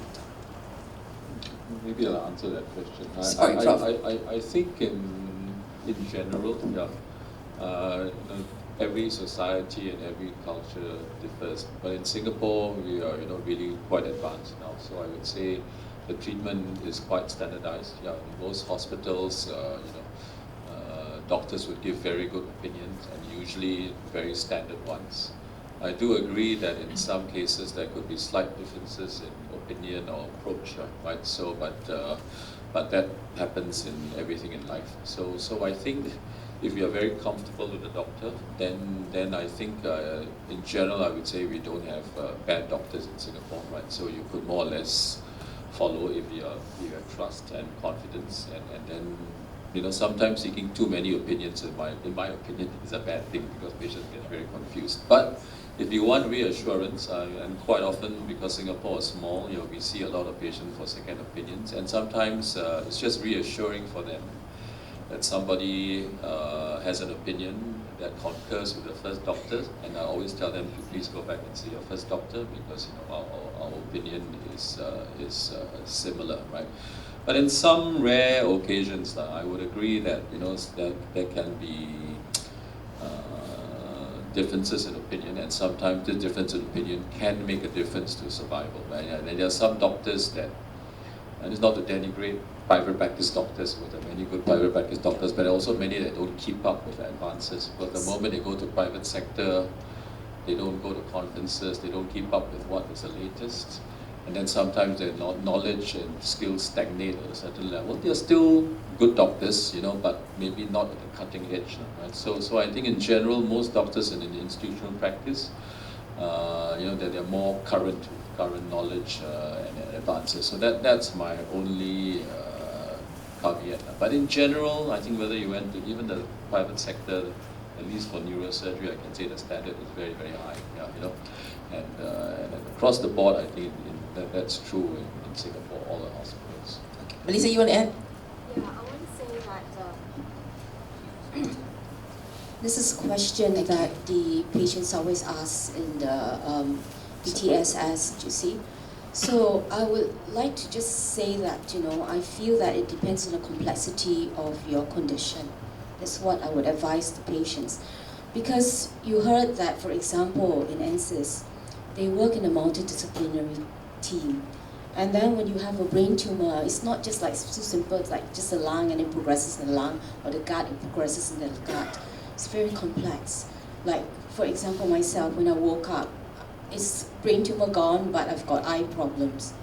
I also had to do therapy and stuff like that. So having a multidisciplinary team readily available, it's very assuring, especially if you've got a very complex condition. So if you want to go to the private sector, fine as well, but you must make sure that you have that access, you know, in the private sector side, in the event that you wake up with something that you didn't expect. Yes, especially in a university hospital, you know, they have the educational part and also, so it's a very collective kind of treatment. The next thing is this, what does your medical insurance cover? There's another sector that you need to understand what is included and how. And also, what is the outcome? How old is the patient? And what is the ultimate goal for that? So these are something you need to do. In our support group next Saturday, we're going to talk about navigating the private and the public sector for brain tumor care. So did you scan the QR code just now? You know, if not, let us know and we can send it to you. Anyone else have any questions? One here, yes, sir. Thanks to the panel for this session. I want to ask about this term brain fog. Fog, F-O-G. Yes, F-O-G. Brain fog. What is it and how serious is it? Does it need a surgery? I get it. So should I answer this? Yeah, I think it's quite a general term. It just means some cognitive slowness that can happen with treatment or even with the underlying condition that you have. So I think it's to drill down to see what is the main factor that's causing it and trying to address that. So Melissa, tell us what does brain fog means? Well, you know, before my brain tumor, I could really super focus and go on and on. But after my brain tumor surgery, I found that the brain, you know, it slows down. It's not as clear as I'm used to it being that clear, okay? So, and I get like, it's like a mental fatigue almost. Now there are lots of brain tumor patients here. I recognize you. You get brain fog also, right? Right. So it's something that we have to learn to manage. So eventually, I just decide that I'm just not going to stress myself and cause the brain fog to get worse. Like Dr. Bala said, you have to recognize the triggers. So if you know that, you know, if you stress yourself too much, it's too strenuous, the reading and the writing is too strenuous, then you give yourself breaks, okay? And I found that taking naps in the afternoon is really very important. And I so super love my job because it allows me to take naps in the afternoon, you see. But I'm still very productive. So you make adjustments to cope with your brain fogs. A brain is actually like an equipment, right? You need time, you need downtime. That's why one of the things they say is that you need to have good quality sleep. That's the time where you actually allow it to rest. We think too much. Huh? What to eat? Where do we go? The phone call coming in. Did somebody message me? Who updated their Facebook? Can I put this on Instagram? So too much is going on. Yeah. Any other questions? Yes. Sorry, just a moment. Yes, thank you. Hello. Perhaps this is a general one. Will holding the breath for too long, will it affect the brain? Because I like to swim and, for a long stretch of, those lap swimming, and then I try to hold one breath or at least two for the night. Got good lungs, I have to say. So just answer for everyone. No, we wouldn't. So I do that as well. My daughter does it, it's fine. Yeah. Any other questions? Yes. My question relates to misdiagnosis. Now, because my wife actually, it's not a case of misdiagnosis. My wife actually went to China for holiday and came back, they have some tumor or something appearing. So they couldn't find out, is it due to infection or is it due to tumor? Then how then do we, short of operating and getting a biopsy? In the brain? In the brain. So went to the disease specialist or kind of thing. So what should we do? I think sometimes it's difficult just to tell exactly on the scan what it is. Yeah, sometimes the scan is very diagnostic. You look at the scan, 100% it is a brain tumor. But there are some conditions where it's very hard to distinguish, even with the best possible MRI scan in the world or CT scan. You still don't know for sure whether it's a tumor, inflammation, infection, and then in those cases require a biopsy. Because we need the diagnosis, accurate diagnosis, because the treatment for infection and the prognosis is totally different from the treatment for brain tumor. So yes, there will be a few cases, and commonly in a hospital we will do a biopsy like once a month on patients like this, where they have some issue that the scan is not diagnostic enough, and we have to do a biopsy just to make the diagnosis. How do you evaluate short of cutting, operating, taking out drill holes? How do you go about it? No, that's what we do. Yeah. The biopsy, we have to drill a small hole, but a very small one. Then we use, usually nowadays all the hospitals have computer guidance, right? So it will be like navigation, so the probe will go exactly to the spot. It can be a very small spot, but very accurately done. You take a small bit of tissue out, come out. So normally it's a very safe operation. And not to lumbar puncture or to the spine or to extract I think we answered that question earlier when you asked that. I mean, in some cases, yes, maybe we don't need to do a biopsy, but do a lumbar puncture. But in many cases, we require a brain biopsy to make the distinction. Yeah. Now, what if it's a membrane and not a tumor? They see something on the membrane. So how do you drill the hole and extract out? Is this suggested by the patient's doctor? No, I'm asking out of general. I think it depends. You need to show us the scan, and then different doctors have different opinions. Some may say, all right, this one is membrane. I think you're referring to membrane covering the brain. Yeah. So the question is it meningitis? Is it infection? Then that one you can likely do lumbar puncture. Right? But if it doesn't look like meningitis, maybe it looks like possible tumor, cancer that's spread to the membrane. Then sometimes we need to do a biopsy. So it really depends on the scan. Thank you. Thank you very much. Any other questions on the floor? Okay. Yes. A simple one. I'm consulting Dr. Teo. Recently been told that I have this meningioma, and then it's growing year by year by 0.1, 0.2. So I'm to think about what do I want to do. I must do something. So either it's RT or surgery, gamma knife. I'm new into what you call that, surgery and gamma knife. The word knife makes me scared, very scared. The knife cuts me. So I'm new. So I'm trying to find out what do I do. I have an appointment with him in December after the holidays.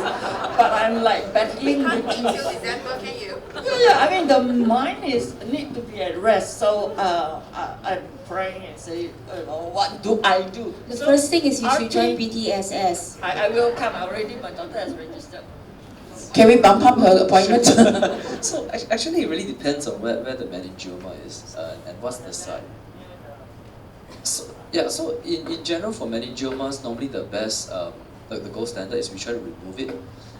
But for whatever reasons, let's say the patient's not a good surgical candidate, they have medical problems, or he or she doesn't want to have surgery, like certain forms of radiation can help. Besides, they can give radiation, like what Dr. Bala mentioned, or gamma knife, like what you mentioned earlier as well. Gamma knife actually is painless.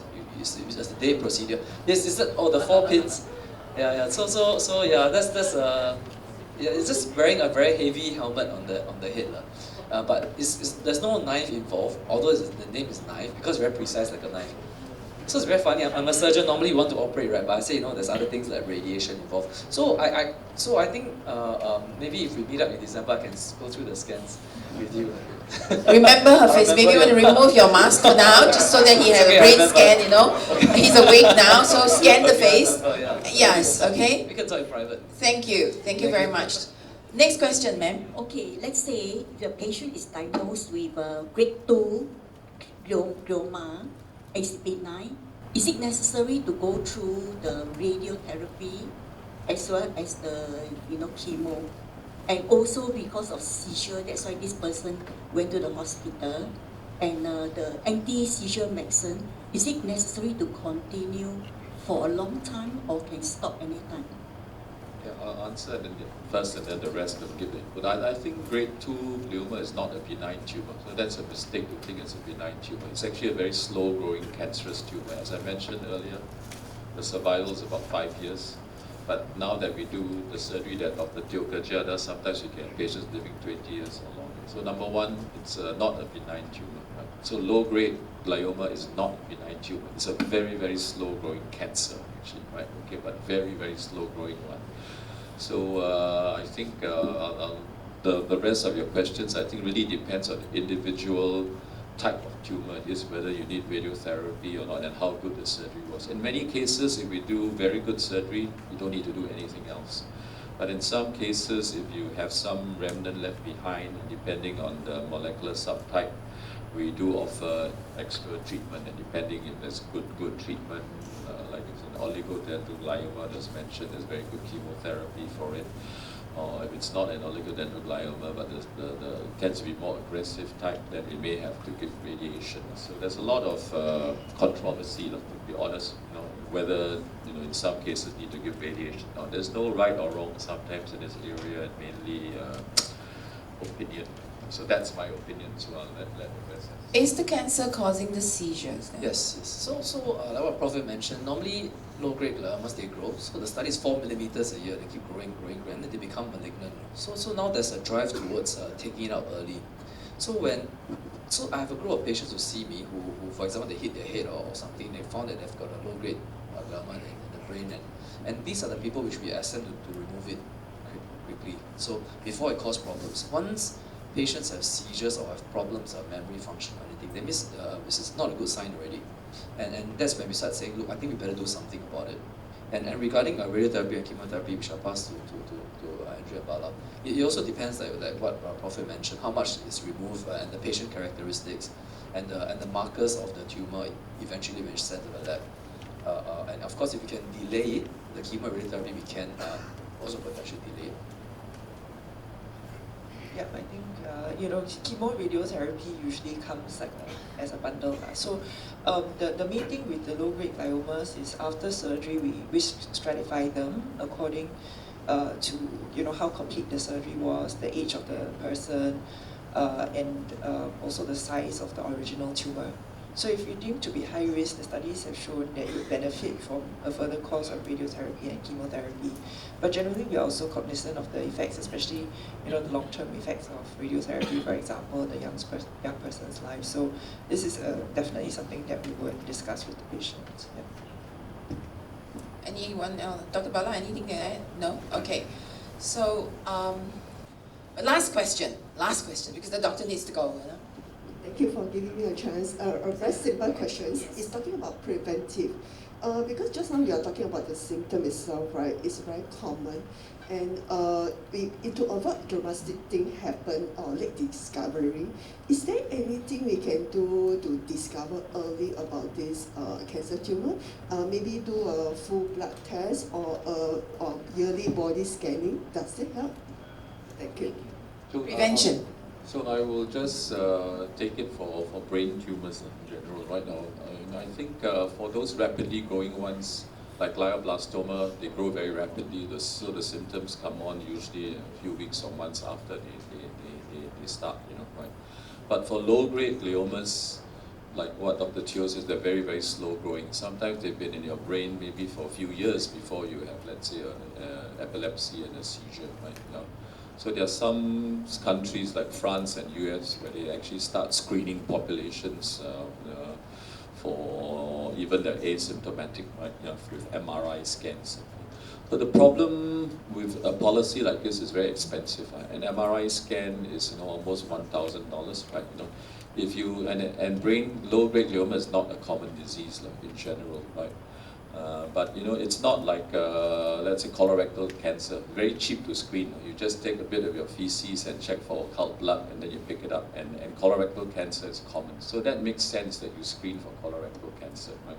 Just like you screen for diabetes, it's very common. So it makes sense. You just pass some urine or take a blood test, a blood prick or something, and you can get your blood sugars done. So it makes sense to screen for that because these are common diseases. But low-grade glioma is very, very low incidence, right? So, do you want to screen a whole population with everybody everybody's room go for $1,000 scan, MRI scan every year? The country will go bankrupt. The healthcare costs will just go up. So what they do in France and some places in the US is to target the population that is at risk. So in fact, just by chance, myself and Dr. Teo, we attended an NCIS conference, surgical oncologist, about 2 months ago, and we got Dr. Teo's old professor from Montpellier to talk about his experience on this screening program. So we actually learned from him, and I think after that conference, I straight away wrote to the Ministry of Health to say that we want to institute a similar program here. Unfortunately, the Ministry of Health very slow to reply, so I have to go and ask them, after 2 months, how come they haven't replied to me yet on my proposal? I called Kenneth Mark, the DMS, and he told me to write to this person, because Kenneth Mark, we knew him before. He was from our NUH Department of Surgery. He's our Director of Medical Services. He runs COVID, and he's a friend of mine. So he gave me the name, I wrote, but I haven't got a reply. But I think that's what we want to do, because this is our area of interest. And if we professionals don't recommend it, no, Ministry of Health, they have no idea. They don't, they are not, yes.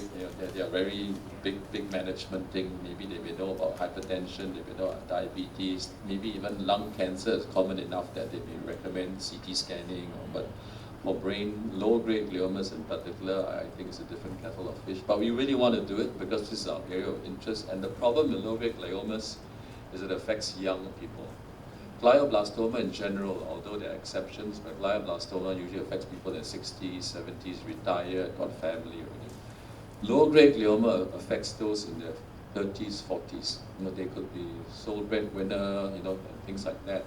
So it's devastating for the whole family. And imagine the father got low-grade glioma, became a malignant tumor, died, and then the mother and child got no more father. So we feel that this is our area. So we hope that the Ministry of Health will listen to us, and we will learn from what the French and some American centers are doing. But it has to be targeted. But what's the profile of those be targeted? What characteristics? Usually at less than 40. So it has to be a cutoff. And we can't be screening everybody above 50 years old for this. So this one, what we will say in majority of the program is stay tuned ... Yes. Stay tuned ... Yeah. Because it's Thank all you, about Professor. economics. It's going to cost the country a lot, but you screen a lot of normal people that will never get low-grade glioma. But based on the French experience, in particular, I think they pioneered this before the Americans. So there's a trial going on in screening populations for low-grade. And I think why you're interested in low-grade glioma is because you see glioblastoma, even a pickup a bit late or a bit early doesn't make any difference because we can't cure this damn disease right now. But low-grade glioma is where we can cure. I believe we can cure it by pick up early, do very good surgery before the patient is symptomatic. We've just heard from here, you heard someone that's already got epilepsy. That's already too late. You've got to screen, pick it up early when it's small. The surgeon, like Dr. Teo, can take it out totally then maybe there's no recurrence at all. You don't need any radiotherapy, don't need any chemotherapy. So that's what we're hoping to do as professionals in this area. But we have to lobby to the ministry that this is something that we should do. For that, thank you. For that, thank you. All right, and we hope you have learned a lot about the brain cancer and more awareness of the signs and symptoms. Please give a big hand to the panel, Professor Yeo, Dr. Teo, Dr. Wong, Dr. Bala, and Melissa Lim. All right? And there's a few more things that's coming. Thank you, doctors. Thank you. Thank you. All right? And we thank you very much for this morning attending the session. Again, we thank Professor Yeo, Dr. Teo, Dr. Wong, Dr. Bala, Ms. Melissa Lim. And our partners, 365 Cancer Prevention Society, Brain Tumour Society, Singapore Cancer Society, and of course the ANSYS staff and volunteers who have helped make this possible. And they are all waiting for you outside. The booths are still in action. Do participate in the games and get some, remember the pool keychain? Don't forget the pool keychain. We thank you so much, all right? Please stay healthy. Until the next time, I'll see you. My name is Ivy Lim. Have a great afternoon. Thank you. Bye-bye.